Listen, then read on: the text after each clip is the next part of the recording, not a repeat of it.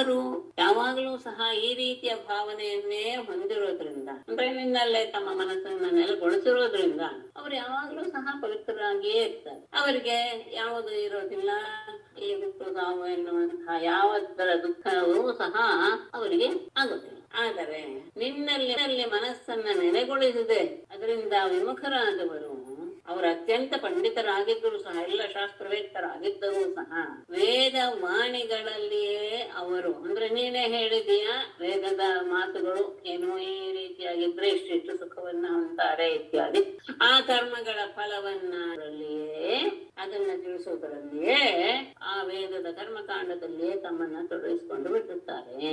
ಆಗ ಅವರು ಅದರಿಂದ ತಮ್ಮನ್ನ ತಾವೇ ಬಂಧನಕ್ಕೆ ಒಳಪಡಿಸಿಕೊಳ್ಳುತ್ತಾರೆ. ಅಂದರೆ ನೀನು ಆ ಮಾತಿನಿಂದ, ವೇದದ ಆ ಮಾತಿನಿಂದ ಅವರನ್ನ ಒಂದು ರೀತಿಯ ಬಂಧನಕ್ಕೆ ಒಳಪಡಿಸಿ ಬಿಡ್ತೀಯ. ಕರ್ಮಗಳನ್ನೇ ಮಾಡ್ತಾ ಇರಬೇಕು ಎನ್ನುವ ಭಾವ ಅವರಲ್ಲಿ ಉಂಟಾಗಿ ಅದರಲ್ಲಿಯೇ ಅವರು ನಿರತರಾಗಿ ಬಿಡ್ತಾರೆ. ಹಾಗಾದಾಗ ಸಹಜವಾಗಿಯೇ ಈ ಸಂಸಾರವೆಂಬ ಚಕ್ರಕ್ಕೆ ಅವರು ಅಂಟ್ಕೊಂಡು ಬಿಟ್ಟಿರ್ತಾರೆ. ಆದರೆ ನಿನ್ನಲ್ಲಿ ಮನಸ್ಸಿಟ್ಟವರು ಇಲ್ಲದೆ ಕೊನೆಯಲ್ಲಿ ನಿನ್ನನ್ನು ಹೊಂದಿ ಬಿಡುತ್ತಾರೆ. ಹಾಗಾಗಿ ಭಕ್ತಿ ಎನ್ನುವುದು ಬಹಳ ಪ್ರಧಾನ. ಕರ್ಮಕಾಂಡವಾದ ವೇದ ಅದು ಆರಂಭದಲ್ಲಿ ನಮ್ಮನ್ನ ತಮ್ಮ ಕಡೆಗೆ ಸೆಳೆಯೋದಕ್ಕೆ ಶುರು ಮಾಡುತ್ತೆ. ಒಂದು ಮಾತಿದೆ, ದೇವತೆಗಳು ಮನುಷ್ಯರನ್ನ ಕರ್ಮದಲ್ಲಿಯೇ ತೊಡಗುವ ಹಾಗೆ ಪ್ರೇರೇಪಿಸ್ತಾರೆ ಅಂತ. ಯಾಕೆ ಅಂದ್ರೆ ಅವರು ಹಾಗೆ ಕರ್ಮದಲ್ಲಿ, ಅಂದ್ರೆ ವೇದ ಹೇಳಿದಂತಹ ಯಜ್ಞ ಯಾಗಾದಿ ಕರ್ಮದಲ್ಲಿ ಅವರು ತೊಡಗಿದರೆ ದೇವತೆಗಳು ಸುಖವಾಗಿರ್ಬೋದು. ಯಾಕೆಂದ್ರೆ ಅದೇ ಅವರ ಮನುಷ್ಯರ ಈ ಯಜ್ಞಾಗಾದಿಗಳಿಂದಲೇ ಅವರ ಇರುವಿಕೆ ಸಾಧ್ಯ ಆಗಿದೆ. ಹಾಗಾಗಿ ಅವರೇನಾದ್ರೂ ಜ್ಞಾನಕಾಂಡಕ್ಕೆ ಹೋಗಿ ಬಿಡ್ತಾರೆ ಅಂದ್ರೆ ಜ್ಞಾನವೇ ಪ್ರಧಾನ ಅಂತ ಹೊರಟ್ಬಿಡ್ತಾರೆ ಅಂದ್ರೆ ಅವರನ್ನಾದಷ್ಟು ತಮ್ಮ ಕಡೆ ಎಳೆಯೋದಿಕ್ಕೇನೆ ಬಯಸ್ತಾರೆ. ಅವರಲ್ಲಿ ಅನೇಕ ರೀತಿಯ ಮೋಹವನ್ನು ಉಂಟು ಮಾಡಿ ಈ ಕರ್ಮ ಮಾಡು, ನೀವು ಎಂತೆಂತಹ ಅನುಕೂಲಿಸುತ್ತೆ ಅಂತ ಅವರ ಮನಸ್ಸಿನಲ್ಲಿ ಆ ರೀತಿಯ ಪ್ರೇರಣೆಯನ್ನು ಉಂಟು ಮಾಡ್ತಾನೆ ಇರ್ತಾರೆ. ಯಾಕೆಂದ್ರೆ ಅವರಿಂದಲೇ ದೇವತೆಗಳ ಇರುತ್ತೆ, ಅವರ ಆಹಾರ ಎಲ್ಲವೂ ಸಹ ಇವರಿಂದಲೇ. ಆಗ ಏನಾಗುತ್ತೆ, ಕರ್ಮ ಮಾಡ್ತಾ ಬಂದ್ರೆ ಅದಕ್ಕೆ ತಕ್ಕ ಫಲವನ್ನು ಅನುಭವಿಸ್ತಾ ಮತ್ತೆ ಸಂಸಾರದ ಚಕ್ರದಲ್ಲೇ ತಿರುಗುವ ಹಾಗೆ ಆಗತ್ತೆ. ಇದು ನಿನ್ನ ಅಂದ್ರೆ ಅತ್ಯಂತ ಪಾಂಡಿತ್ಯ ಇರುವವರು ಸಹ ವೇದದ ಕರ್ಮಕಾಂಡಕ್ಕೆ ತಮ್ಮನ್ನ ಅರ್ಪಿಸಿಕೊಂಡು ಬಿಟ್ಟು ಅದರಲ್ಲಿ ಸಿಕ್ಕಿ ಹಾಕೊಂಡು ಬಿಡ್ತಾರೆ.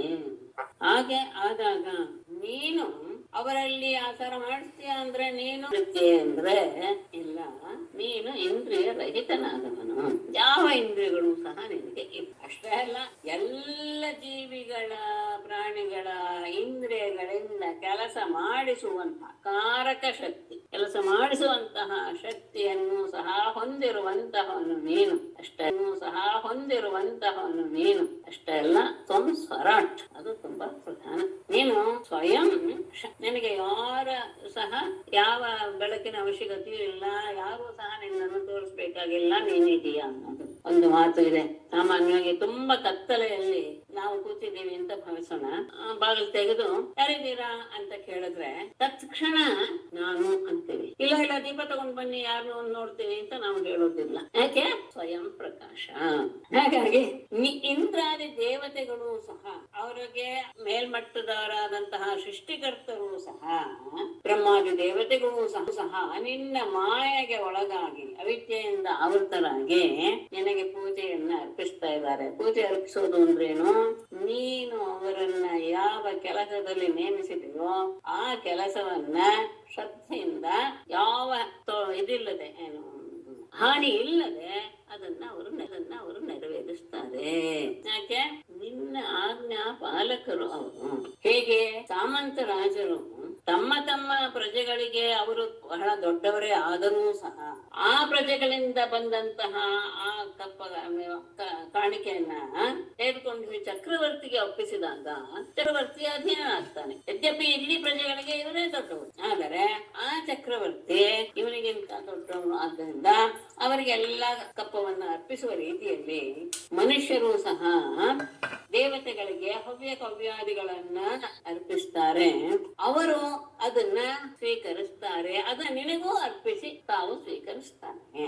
ನಿನಗೆ ಹೆದರಿ ಹೆದರಿ ತಮ್ಮ ಅಧಿಕಾರದ ಕರ್ತವ್ಯವನ್ನ ಅವರು ಪಾಲನೆ ಮಾಡ್ತಾರೆ.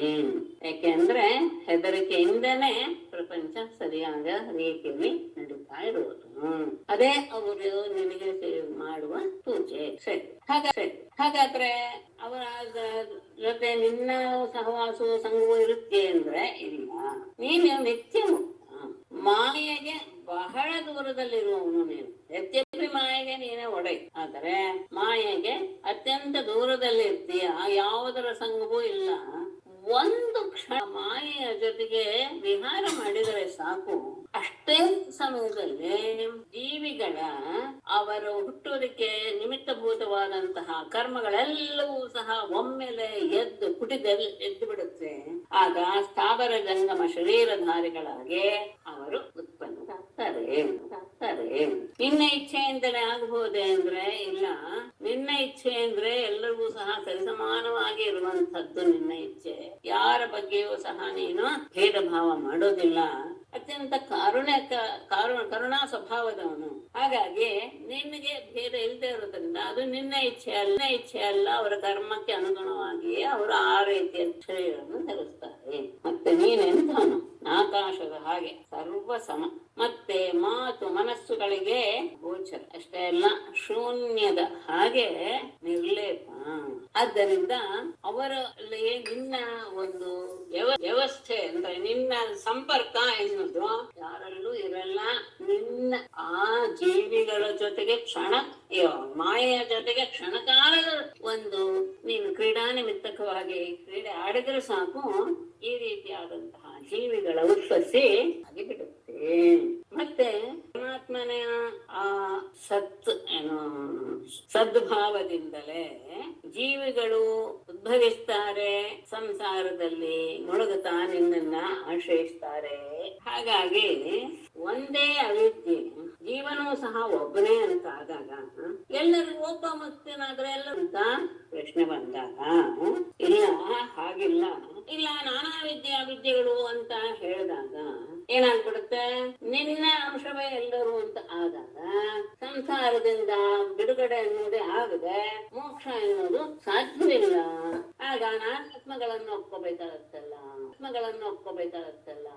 ಅಂತ ಮತ್ತೆ ಪ್ರಶ್ನೆ ಬಂದಾಗ ಅವ್ರು ಹೇಳ್ತಾರೆ, ಒಂದು ವೇಳೆ ಜೀವಾತ್ಮರು ಅಸಂಖ್ಯಾತರು ಶಾಶ್ವತರು ಅವರೂ ಸಹ ವಿಧುಗಳು ಸರ್ವವ್ಯಾಪಿಗಳು ಅಂತ ಹೇಳೋದಾದರೆ ಹಿಂದೆ ಹೇಳಿದ ಹಾಗೆ ನಿನ್ನ ಆಜ್ಞೆಗೆ ಯಾರೂ ಸಹ ಒಳಪಡುವುದೇ ಇಲ್ಲ. ಒಳಪಡಬೇಕು ಎನ್ನುವಂತಹ ನಿಯಮ ಬಂದ್ಬಿಡುತ್ತೆ. ಇಲ್ಲ, ಅವ್ರು ಅನೇಕ ಅಂತ ಹೇಳ್ಬಿಟ್ರೆ ನಮ್ಗೆ ಏನು ತೊಂದ್ರೆ, ಬೇರೆ ವಿಧವಾಗಿ ಒಪ್ಪಿದ್ರೆ ನಿಯಮಕ್ಕೆ ಬಂದ್ಬಿಡ. ಯಾಕೆಂದ್ರೆ ಅದರಿಂದ ಇವ್ರು ಹುಟ್ಟಿದ್ರು ಇದರಿಂದ ಇವ್ರು ಹುಟ್ಟಿದ್ರು ಅಂತ ಹೇಳಿದಾಗ ಅನೇಕವಿದ್ದಾಗ ನಮ್ಗೆ ಅದರ ಬಾಧೆ. ಆಗ ಇಲ್ಲ, ಉಪಾಧಿ ವಶದಿಂದ ಅಂದ್ರೆ ಅಂತಃಕರಣದಿಂದ ಎನ್ನುವಂತಹ ಉಪಾಧಿಗೆ ವಶವಾಗಿ ಯಾವ ಪರಮಾತ್ಮನ ವಿಕಾರವೇ ಜೀವ ಅಂತ ಅನ್ನಿಸ, ಅಷ್ಟೇ ಅಲ್ಲ ಆ ಜೀವವನ್ನ ಎಡಬಿಡದೆ ಅದರ ಜೊತೆಗೇ ಇರುವಂತಹ ಒಂದು ಕಾರಣ ವಸ್ತು ಇದೆಯಲ್ಲ, ಅದು ಜೀವಕ್ಕೆ ನ್ಯಾಯ.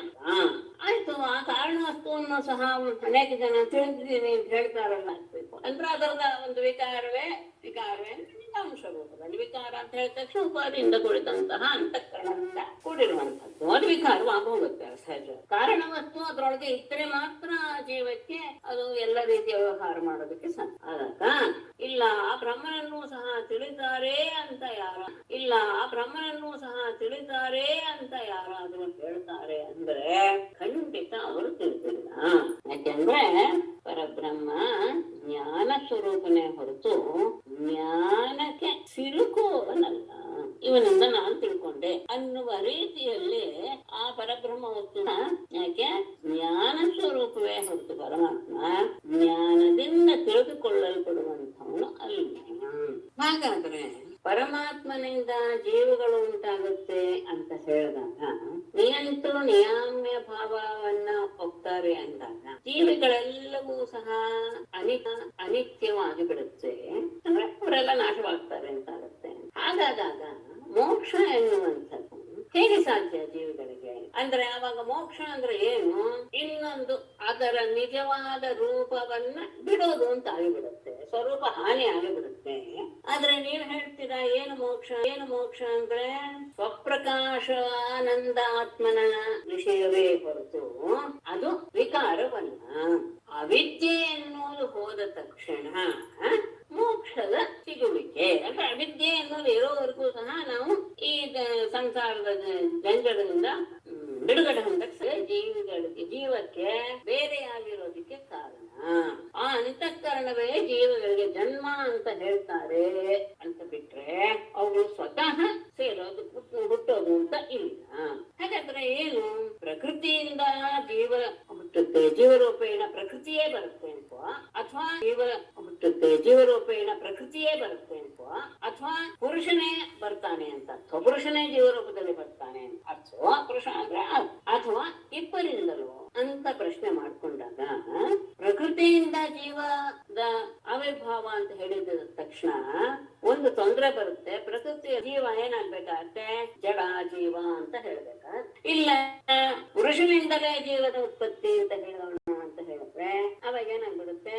ಪುರುಷನಿಗೆ ಪರಮಾತ್ಮನಿಗೆ ವಿಕಾರಿತ್ವವನ್ನು ಹೇಳೋ ಕೊರತೆ ಆಗುತ್ತೆ. ಅಂದ್ರೆ ಅವನ ವಿಕಾರವೇ ಜೀವ ಅಂತ ನಾವೀಗ ಒಪ್ಪಿಕೊಂಡಾಗ ವಿಕಾರತ್ವವನ್ನ ನೀವು ವಿಕಾರಿತ್ವವನ್ನ ಪುರುಷನಿಗೆ ಹೇಳಬೇಕಾಗುತ್ತೆ.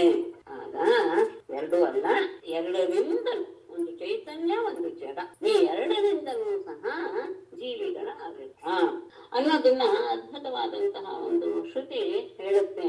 ಅದನ್ನೇ ಅಜಯೋಹೋ ಅನ್ನೋ ಶಬ್ದದಿಂದ ಏಕಾಂ ಲೋಹಿತ ಶುಕ್ಲ ಕೃಷ್ಣಾಂ ಭಸ್ಮೀಂ ಪ್ರಜಾಂ ಜನಯಂತೀಂ ಸ್ವರೂಪಂ ಅಜೋತ್ಯೇಕಃ ಜುಷಮಾಣಃ ಅನುಸೇತೆ ಜಹಾತಿ ಏನಾಂ ಮುಕ್ತ ಭೋಗಾಂ ಅಜ್ಜಃ ಅನ್ಯಃ. ಅಂದ್ರೆ ಇದು ನಾನು ಕ್ಷೇತ್ರದಲ್ಲಿ ಹೇಳಿರೋದು, ಅಲ್ಲಿ ಹುಡುಕಕ್ ಹೋಗ್ಬಿಡಿ, ಅಂದ್ರೆ ಬೇರೆ ಪುಸ್ತಕದಲ್ಲಿ ಹೇಳಿರೋದು, ಅಲ್ಲಿ ಹುಡುಕಕ್ ಹೋಗ್ಬಿಡಿ, ಅಂದ್ರೆ ಬೇರೆ ಪುಸ್ತಕದಲ್ಲಿ ನಿನ್ನೆ ಹೇಳಿದ್ನಲ್ಲ ಇದಕ್ಕೆ ಸಂಬಂಧಪಟ್ಟ ವಿಷಯ ಇದೆ ಅಂತ ಅದನ್ನು ಹೇಳ್ತಾ ಇದ್ದೀನಿ.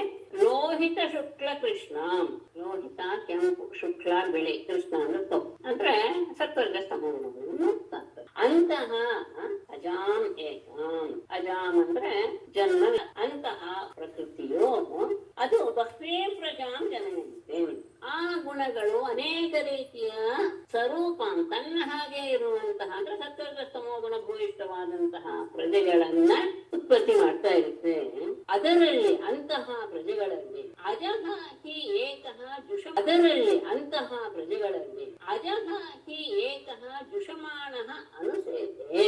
ಅದರೊಳಗೆ ಅಜಃ ಅಂದ್ರೆ ಈ ಪರಮಾತ್ಮ ಅದರೊಳಗೆ ಸೇರಿ ಅಂತಹ ಜೀವಿಗಳ ಒಳಗೆ ಸೇರಿಕೊಂಡು ಯಾವಾಗಲೂ ಅದರೊಳಗೆ ಇರ್ತಾನೆ. ಆದರೆ ಅವನ ಅದನ್ನ ಬಿಟ್ಟು ಬಿಡ್ತಾನೆ ಯಾವಾಗ? ಭುಕ್ತ ಭೋಗ ಅನ್ಯ ಅಜಃ. ಯಾವಾಗ ಆ ಪುರುಷ ಸತ್ವರ್ಗ ಸ್ತಮೋ ಗುಣ ಭೂಯಿಷ್ಠವಾದಂತಹ ಆ ಜೀವಿಯ ಜೊತೆಗೆ ಅಂದ್ರೆ ಆ ರೀತಿಯಾದಂತಹ ಹುಟ್ಟಿಸುತ್ತಲ್ಲ ಪ್ರಕೃತಿ, ಆ ಪ್ರಕೃತಿಯ ಜೊತೆಗೆ ಇನ್ನೂ ಸಹ ಸೇರಿಕೊಂಡಿರ್ತಾನೆ. ಸೇರಿಕೊಂಡು ಎಲ್ಲ ಇದ್ದು ಆಮೇಲೆ ಗೊತ್ತಾಗುತ್ತೆ ಇದು ಸಾರರಹಿತ.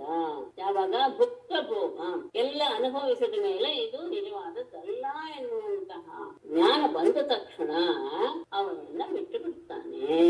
ಅಂದ್ರೆ ಪ್ರಕೃತಿ ಪುರುಷ ವಿವೇಕ ಅಂತ ಇದನ್ನ ಸಾಂಖ್ಯರ ಸಿದ್ಧಾಂತ. ಅವರ ಪ್ರಕಾರ ಪ್ರಕೃತಿಯ ಆಟಕ್ಕೆ ಅವನು ಪುರುಷ ಬಲಿಯಾಗಿ ಬಿಡ್ತಾನೆ. ಅವಳು ಕುಣಿಸ್ದಾಗೆಲ್ಲ ಕುಣಿಯಕ್ಕೆ ಶುರು ಮಾಡ್ತಾನೆ. ಆಮೇಲೆ ವಿಚಾರ ಮಾಡುವಂತಹ ಸಾಮರ್ಥ್ಯ ಬೆಳೆಸ್ಕೊಂಡು ಅದನ್ನೆಲ್ಲ ತಿಳ್ಕೊಂಡ ಹಾಗೆ ಓಹೋ ಇದೆಲ್ಲ ನಾನು ಇದರ ಮಾಯೆಗೆ ಒಳಗಾಗಿ ಬಿಟ್ಟೆ, ಇದು ಏನು ಅಲ್ಲ, ಇದು ಜಡ ಎನ್ನುವ ಜ್ಞಾನ ಬಂದ ತಕ್ಷಣ ಪ್ರಕೃತಿಯ ಬಗ್ಗೆ ಇರುವಂತಹ ಎಲ್ಲ ವ್ಯಾಮೋಹವನ್ನು ಅವನು ಬಿಟ್ಟು ಬಿಡ್ತಾನೆ. ಅವನು ನಿಸ್ಸಂಗನಾಗಿ ಹೊರಗೆ ಪ್ರಕೃತಿ ಪುರುಷರು ಬೇರೆಯಾಗಿ ಬಿಡ್ತಾರೆ. ಇದು ಸಾಂಖ್ಯರ ಮೋಕ್ಷ. ಹಾಗಾಗಿ ಅವೆರಡು ಅಂದ್ರೆ ಪ್ರಕೃತಿ ಮತ್ತು ಪುರುಷರ ಸಂಬಂಧದಿಂದ ಜೀವಿಗಳ ಉತ್ಪತ್ತಿ ಹೇಗೆ ಅಂದ್ರೆ ಜಲಬುದ್ಭುತವತ್ತು ಅಂತ ಚೆನ್ನಾಗಿ ತಗೊಂಡಿದ್ದಾರೆ. ನೀರಿನ ಗುಳ್ಳೆಯ ಕೇವಲ ನೀರಿನಿಂದಲಾಗಲಿ ಗಾಳಿಯಿಂದಲಾಗಲಿ ಗುಳ್ಳೆ ಆಗಲ್ಲ. ನೀರು ಬೇಕು, ಗಾಳಿಯೂ ಬೇಕು. ಅಂದ್ರೆ ಅದರೊಳಗೆ ಗಾಳಿ ಇದ್ದಾಗ ಅವರಿಬ್ಬರ ಸಂಬಂಧದಿಂದ ಪ್ರಾಣ ಸಹಿತವಾದಂತಹ ಜೀವಿಗಳ ಆವಿರ್ಭಾವವಾಗುತ್ತೆ. ಬಿಡ್ತಾನೆ. ಆಗ ಅಲ್ಲಿ ಅನಿಲ ವಾಯು ಅನ್ನೋದು ನಿಮಿತ್ತವಾಗುತ್ತೆ, ಜಲ ಎನ್ನುವುದು ಉಪಾದಾನ ಕಾರಣವಾಗುತ್ತೆ. ಹಾಗೇನೆ ಇಲ್ಲಿ ಪ್ರಕೃತಿ ಅನ್ನೋದು ನಿಮಿತ್ತವಾಗುತ್ತೆ, ಪುರುಷಾನುಗುಣನು ಉಪಾದಾನ ಕಾರಣ ಅಂತಾರೆ.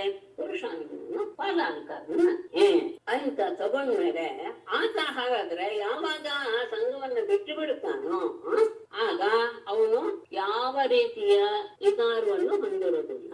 ಅಲ್ಲ, ಅಲ್ಲಿದ್ದಾಗ ವಿಕಾರವನ್ನು ಹೊಂದಿದ್ದೆ ಅಂದ್ರೆ ಖಂಡಿತ ಇಲ್ಲ. ಆಗ್ಲೂ ಸಹ ಅವನು ಯಾವ ರೀತಿಯ ಅದಾದ ಮೇಲೆ ಯಾವಾಗ ಉಪಾಧಿ ಲಯವಾಗಿ ಬಿಡುತ್ತೋ ಅಂದ್ರೆ ದೇಹ ಯಾವಾಗ ತನ್ನ ಅಂದ್ರೆ ಆ ಜಡ ಎನ್ನುವಂತಹ ಜ್ಞಾನ ಬಂದು ಆ ಇವುಗಳೆಲ್ಲರೂ ಸಹ ಜೀವಿಗಳೆಲ್ಲರೂ ಸಹ ಅವುಗಳಿಗೂ ಸಹ ನಿಜವಾಗಿಯೂ ಜನ್ಮ ಇಲ್ಲ ತಾನೆ. ಈಗ ನಾವು ತಿಳಿದ ಹಾಗೆ ಆಗ ಇದಕ್ಕೆ ಕಾರಣ ಪುರುಷನಾದಂತಹ ನಿನ್ನಲ್ಲೇ ತಮ್ಮ ಸಮಸ್ತವಾದ ನಾಮರೂಪಾದಿ ಗುಣಗಳ ಜೊತೆಗೆ ಅದು ಸುಷುಪ್ತಿ ಆಗ್ಬೋದು, ಪ್ರಳಯ ಕಾಲವಾಗಿರ್ಬೋದು, ಆ ಸಂದರ್ಭದಲ್ಲಿ ಅವರು ನಿನ್ನಲ್ಲಿ ಲೀನವಾಗಿ ಬಿಡ್ತಾನೆ. ನಿಜವಾಗಿಯೂ ಸಹ ನಿನಗೂ ಜೀವಕ್ಕೂ ಭೇದ ಇಲ್ಲದೆ ನದಿಗಳು ಸೇರುವ ರೀತಿಯಲ್ಲಿ ಇದು ಪರಮಾತ್ಮ. ಅದಕ್ಕೆ ಮೊದಲು ಅಂದ್ರೆ ಸ್ವಾಪ ಮತ್ತು ಪ್ರಳಯ ಕಾಲದಲ್ಲಿ ಜೇನುತುಪ್ಪದಲ್ಲಿ ಪುಷ್ಪದ ರಸಗಳ ಹಾಗೆ ಲಯವಾಗ್ತಾರೆ. ಕೊನೆಯಲ್ಲಿ ಮುಕ್ತರಾಗುವಂತ ಸಂದರ್ಭ ಬಂದಾಗ ಸಮುದ್ರದಲ್ಲಿ ನದಿಯು ಸೇರಿದ ಹಾಗೆ ತಮ್ಮನ್ನ ತಾವು ಅದರಲ್ಲಿಯೇ ಸೇರಿಸಿಕೊಂಡು ಬಿಡುತ್ತಾರೆ. ಅವಾಗ ನಾನು ಎನ್ನುವಂತಹ ಭಾವವೂ ಸಹ ಇರುವುದಿಲ್ಲ. ಅದಕ್ಕೆ ಇಲ್ಲಿ ತಗೊಳ್ತಾರೆ ಒಂದು ಮಾತು, ಯತಃ ನ ವಾಸ್ತವಂ ಜನ್ಮ, ನಿಜವಾಗಿಯೂ ಜೀವಕ್ಕೆ ಜನ್ಮ ಅನ್ನೋದು ಇಲ್ಲಿ. ಹಾಗಾದಾಗ ತಸ್ಮಾತ್ ವಿವಿಪಾದಿಭಿ ಸಹ, ಏನೇನು ಉಪಾಧಿಗಳಿತ್ತೋ ದೇಹ ಮನಸ್ಸಿನ ಎಲ್ಲ ಏನೇನು ಉಪಾಧಿಗಳಿತ್ತೋ ಅವುಗಳ ಜೊತೆಗೆ ನಿನ್ನಲ್ಲಿ ಲೀನರಾಗಿ ಬಿಡುತ್ತಾರೆ. ಅಲ್ಲಿ ಹೇಗೆ ಅಂದ್ರೆ ತತ್ರ ಸುಷುಪ್ತಿ ಪ್ರಳಯಯೋಗೋ ಮಧುನಿ ಅಶೇಷ ರಸಾಹ ಇವ ಲೀಯಂತೆ, ಸ್ವಾಪದಲ್ಲಿ ಸುಷುಪ್ತ ಸಂದರ್ಭ ಇವ ಲೀಯಂತೆ. ಸ್ವಾಪದಲ್ಲಿ ಸುಷುಪ್ತ ಸಂದರ್ಭದಲ್ಲಿ ಮತ್ತು ಪ್ರಳಯ ಸಂದರ್ಭದಲ್ಲಿ ಮಧುವಲ್ಲಿ ಜೇನುತುಪ್ಪದಲ್ಲಿ ಎಲ್ಲ ಪುಷ್ಪರಸಗಳು ಇರುವ ರೀತಿಯಲ್ಲಿ ನಿನ್ನಲ್ಲಿ ಸೇರಿ ಹೋಗ್ತಾರೆ. ಯಾಕೆಂದ್ರೆ ಹೇಗೆ ಮಧುವಿನಲ್ಲಿ ಅನೇಕ ಕುಸುಮಗಳ ರಸಗಳು ಇದ್ದರೂ ಸಹ ವಿಶೇಷವಾಗಿ ಅದು ನಮಗೆ ಕಂಡು ಬರಲ್ಲ, ಸಾಮಾನ್ಯ ಮಧು ಎನ್ನುವಂತ ಬರುತ್ತೆ. ಹಾಗೆ ಸ್ವಾಪಾದಿಗಳಲ್ಲಿ ವಿಶೇಷ ಮಾತ್ರ ಲಯಕ್ಕೆ ಕಾರಣವಾದದ್ದು ಸಾಮಾನ್ಯವಾಗಿ ತೋರುತ್ತದೆ. ಮುಕ್ತಿಯಲ್ಲಿ ಮಾತ್ರ ಕಾರಣವೂ ಸಹ ಲಯವಾಗಿ ಬಿಡುವುದರಿಂದ ನಿನ್ನಲ್ಲಿ ಅವರು ನದಿಗಳೆಲ್ಲವೂ ಸಮುದ್ರದಲ್ಲಿ ಸೇರಿದಂತೆ ಅಂತ ವಿಭಾಗ ಮಾಡಿಕೊಳ್ಬೇಕು. ಹಾಗಾದ್ರೆ ಆಯ್ತು. ಹೀಗಾದಾಗ ಪರಮೇಶ್ವರನಿಂದಲೇ ಜೀವಗಳು ಉಂಟಾಗುತ್ತೆ ಅಂತಾಯ್ತು, ಅವನ ಅಧೀನದಲ್ಲಿ ಕರ್ಮಗಳನ್ನೆಲ್ಲ ಮಾಡ್ತಾರೆ ಅಂತಾಯ್ತು, ಮತ್ತೆ ಅವನಲ್ಲಿ ಲಯವಾಗಿ ಬಿಡ್ತಾರೆ ಅಂತಾಯ್ತು. ಚಕ್ರದ ಪರಿಭ್ರಮಣ ಅಂತ ಆಯ್ತು. ಹಾಗಾದ್ರೆ ಮುಕ್ತಿ ಹೇಗೆ, ಇದನ್ನೆಲ್ಲ ಬಿಟ್ಟು ಹೊರಗೆ ಬರೋದು ಯಾವಾಗ ಅಂತ ವಿಚಿತ ಋಷಿಕ ವಾಯುಭಿ ಅದಾಂತ ಮನಸ್ಪುರಗಂ ಯೈಹ ಯತಂತೆ ಅಂತಂ ಅತಿಲೋಲಂ ಉಪಾಯತಿರಃ ವ್ಯಸನ ಶತಾನ್ವಿತಾಃ ಸಮವಹಾಯ ಗುರೋಶ್ಚರಣಂ ವಣಿಜೈವ ಅಜ ಸಂತ್ಯಕೃತ ಕರ್ಣಧರಾ ಜಲಧೋ. ಶ್ರೀಧರಿಯದ್ದು ಸಂಸಾರ ಚಕ್ರ ಪ್ರಕಚಯ ವಿಧಿ ಅಂತ ಹೇಳಲ್ವಾ ಮೇಡಮ್? ಅದೇ ಶ್ರೀಧರಿ ನಿಮ್ಗೊಂದ್ಸಲ ಹೇಳ್ತಿರ್ಲ ಪ್ರತಿ ಶ್ಲೋಕಕ್ಕೂ ಹೇಳಿದ್ನಲ್ಲ, ಅದನ್ನ ಸಂಸಾರ ಚಕ್ರ ಪ್ರಕಚ ಅಂತ ಗರಗಸ ಅಂತ. ಸರಿ. ಸಂಸಾರ ಚಕ್ರ ಎನ್ನುವಂತಹ ಗರಗಸ ಅಂದ್ರೆ ತುದಿಯ ಚೂಪಾದ ಭಾಗಗಳಿಂದ ಕತ್ತರಿಸಿದ ಕೃಷ್ಣ ಅನೇಕ ರೀತಿಯಾಗಿ ಸಂಸಾರಗಳ ಇದು ಬರುತ್ತೆ. ಅಂತಹ ತಾಪದಿಂದ ಬೆಂದು ಹೋಗಿರುವಂತಹ ಈ ಮನುಷ್ಯ ಲೋಕವನ್ನ ನೀನು ರಕ್ಷಣೆ ಮಾಡು. ಆದ್ರೆ ಹೇಗೆ ರಕ್ಷಣೆ ಮಾಡೋದು? ನೀನ್ ನನ್ನ ಹತ್ರ ಬಂದಿಲ್ವಲ್ಲ ಅಂದ್ರೆ, ಇಲ್ಲ ಬಂದಿದ್ದೇನೆ ಕಥಂಚಿತ ಯಾವುದೋ ಒಂದು ಪುಣ್ಯ ವಿಷಯದಿಂದ ನನ್ನ ಬುದ್ಧಿ ನಿನ್ನ ಹತ್ರ ಬರೋದಕ್ಕೆ ಪ್ರೇರೇಪಿಸಿದ್ದು, ಹಾಗೆ ಬಂದಿದ್ದೇನೆ, ನಿನ್ನನ್ನ ಶರಣು ಹೊಂದಿದ್ದೇನೆ, ಅಂತಹ ನನ್ನನ್ನ ನೀನು ಉದ್ಧಾರ ಮಾಡು. ಈಗ ಗುರುವಿನ ಆಶ್ರಯವಿಲ್ಲದೆ ಖಂಡಿತ ಯಾವುದನ್ನು ಪಡೆಯೋದಿಕ್ಕೆ ಸಾಧ್ಯವಿಲ್ಲ. ಸಾಮಾನ್ಯ ವಿದ್ಯೆನೂ ಸಹ ಸಾಧ್ಯವಿಲ್ಲ ಗುರುವಿನ ಅನುಗ್ರಹ ಅಥವಾ ಅವರ ಉಪದೇಶವಿದೆ. ಅಂಥದ್ರಲ್ಲಿ ಆತ್ಮತತ್ವವನ್ನ ತಿಳಿಯೋದಕ್ಕಂತೂ ಅಸಾಧ್ಯ ಅನ್ನೋದು ಸ್ವಯಂಸಿದ್ಧ. ಅಜ ಗುರೋಃ ಚರಣಂ ಸಮವಹಾಯ ಯಹ ವಿಜೀತ ಹೃಷೀಕ ವಾಯುಭಿಃ ಅದಾಂತಮನಸ್ತುರಗಂ ಅತಿಲೋಲಂ ಯಂತುಂ ಯತಂತಿ ಇಹ ಯತಂತಿ ಉಪಾಯಚ್ಛಿದಃ ವ್ಯಸನ ಶತಾನ್ವಿತಾಃ ಅಘೃತಾಃ ಅಘೃತಕರ್ಣಧರಾ ಜಲಧೌ ವಣಿಜಃ ಇವ ಅಥವಾ ವಣಿಜಃ ಅಕೃತಕರ್ಣಧರ ವಣಿಜಃ ಇವ ಜಲಧೌ ಸಂತೆ. ಅಕೃತಕರ್ಣಧರ ಜಲಧೌ ವಣಿಜಃ ಇವ ಸಂತೆ. ಚೆನ್ನಾಗಿ ತಗೊಂಡಿದ್ದಾರೆ. ಅಜ ಪರಮಾತ್ಮ ಸಮವಹಾಯ. ಅವಹಾಯ ಅಂದ್ರೇನೆ ಬಿಟ್ಟು ಅಂತ ಅರ್ಥ.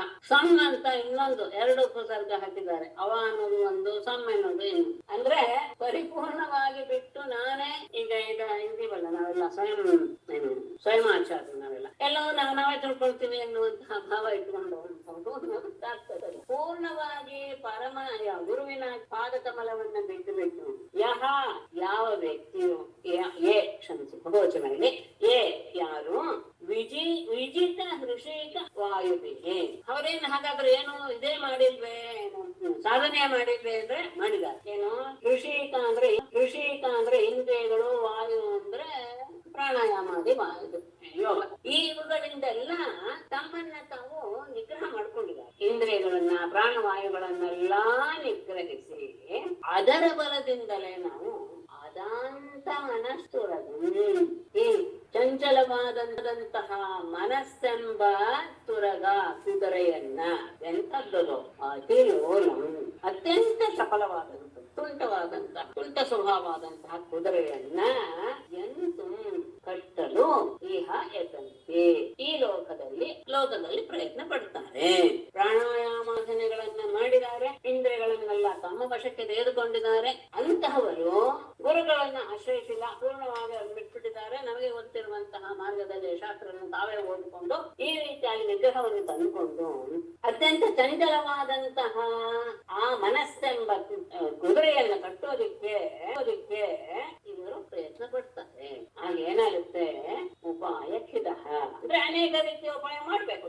ಆ ಕುದುರೆಯನ್ನ ನಿಗ್ರಹಿಸಬೇಕು ಅಂದ್ರೆ ಅನೇಕ ರೀತಿಯ ಉಪಾಯಗಳನ್ನು ಆದರೆ ಎಲ್ಲ ರೀತಿಯ ಉಪಾಯಗಳನ್ನು ಮಾಡಿದರೂ ಸಹ ಅದು ಯಾವುದು ಸಹ ಫಲ ಕೊಡದೆ ಖಿನ್ನರಾಗಿ ವ್ಯಸನ ಶತಾನ್ವಿತ ಅನೇಕ ರೀತಿಯ ನೂರಾರು ದುಃಖಗಳಿಂದ ಕೂಡಿಕೊಂಡವರಾಗಿ ಹೇಗಿದ್ದಾರೆ, ಅಕೃತಕರ್ಣಧರ ಹಡಗನ್ನ ಹಚ್ಚಿ ಕೂತಿದ್ದಾರೆ. ಆದರೆ ನಾಯಕನನ್ನೇ ಗೊತ್ತು ಮಾಡ್ಕೊಂಡಿಲ್ಲ. ಅದನ್ನು ಓಡಿಸುವಂತಹ ಒಬ್ಬ ನಾವಿಕ ಬೇಕು. ನಾಯಕನ ನೇಮಕ ಮಾಡಿಕೊಳ್ಳದೆ ಜಲಧೌ ಸಮುದ್ರದಲ್ಲಿ ವಣಿಜಃ ಇವ ಸಂತೆ ವ್ಯಾಪಾರಿಗಳ ಹಾಗೆ ಅವರ ಸ್ಥಿತಿ ಆಗುತ್ತೆ. ಸದ್ಗುರುವಿನ ಚರಣ ಬೇಡ ಅನ್ನೋದಕ್ಕಿಂತ ಬೇಡ, ನಮ್ ಶಾಸ್ತ್ರ ಎಲ್ಲ ಗೊತ್ತಾಗತ್ತಲ್ಲ, ನಾವು ಅದರಿಂದ ನಾವೆಲ್ಲವನ್ನು ಮಾಡ್ಕೊಳ್ತೀವಿ ಎನ್ನುವಂತಹ ಇದು ಏನು ಅಹಂಭಾವ ಇರುವಂತವರು ಆ ಶಾಸ್ತ್ರಗಳನ್ನೆಲ್ಲ ಓದಿ ತಮ್ಮ ಇಂದ್ರಿಯಗಳನ್ನ ಮನಸ್ಸನ್ನ ಒಂದು ಹತೋಟಿಗೆ ತಂದುಕೊಂಡು, ಮನಸ್ಸನ್ನಲ್ಲ ಇಂದ್ರಿಯಗಳನ್ನ ಪ್ರಾಣವಾಯುಗಳನ್ನ ನಿಗ್ರಹಿಸ್ತಾರೆ. ಪ್ರಾಣವಾಯು ಇಂದ್ರಿಯಗಳನ್ನ ನಿಗ್ರಹಿಸಿದ್ಮೇಲೆ ಮನಸ್ಸೇನ್ ಅದನ್ನ ನಿಗ್ರಹಿಸುವುದಲ್ವಾ ಅಂತ ಅವರು ಯೋಚನೆ ಮಾಡ್ತಾರೆ.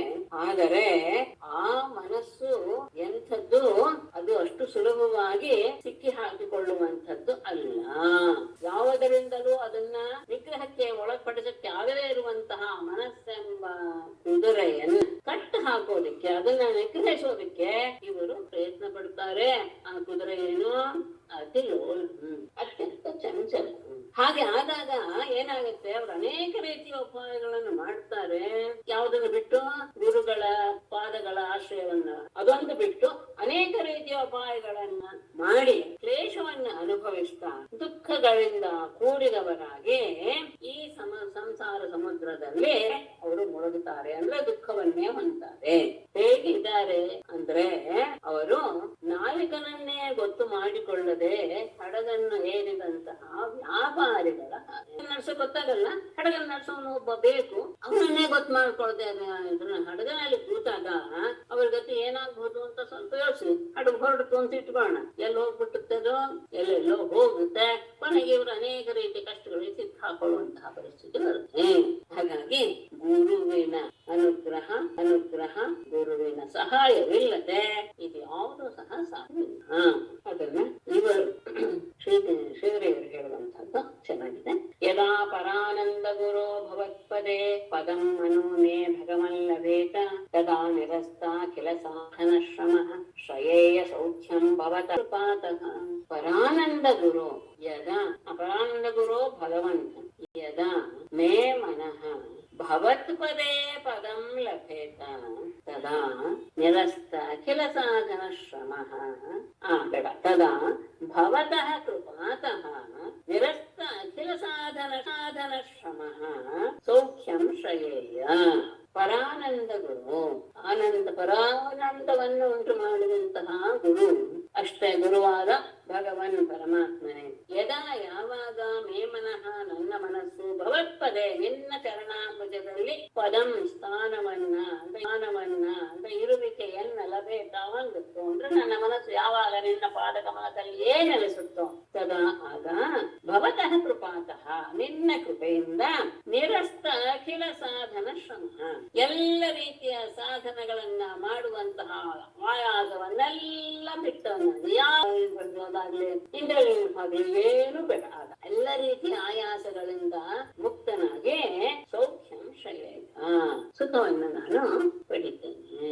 ಹಾಗಾಗಿ ಗುರು ಪರಾನಂದ ಗುರು, ಅದು ಗುರುವಿನ ರೂಪದಲ್ಲಿರುವಂತಹವನೇ ನೀನು ಭಗವನ್. ಅಂತಹ ಗುರುವನ್ನ ನಾನು ಅವರಲ್ಲಿ ನನ್ನ ಮನಸ್ಸನ್ನು ನೆಲೆಗೊಳಿಸಿದಾಗ ಸಾಕು, ಯಾವ ಆಯಾಸವಿಲ್ಲದೆ ನಿನ್ನ ಪರಾತ್ಮ ಸ್ವರೂಪವನ್ನು ಹೊಂದಬಹುದು.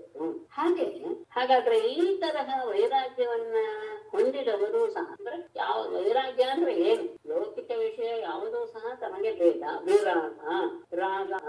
ರಾಗ ಅಂದ್ರೆ ಆಸೆ, ವಿರಾಗ ಯಾವುದರ ಬಗ್ಗೆಯೂ ಸಹ ಆಸೆ ಇಲ್ಲ, ಆ ರೀತಿಯ ಭಾವ. ವಿರಾಗಸ್ಯ ಭಾವ ವೈರಾಗ್ಯ ಅಂತ, ಅಂದ್ರೆ ಯಾವ ವಸ್ತುವಿನ ಬಗ್ಗೆ ಅಪೇಕ್ಷೆ ಇಲ್ಲ. ಅದು ಯಾವಾಗ ಆಗುತ್ತೆ ಅಂದ್ರೆ ಆ ವಸ್ತುವಿನ ನಿಜ ಸ್ವರೂಪ ಅರಿತಾಗ ಮಾತ್ರ.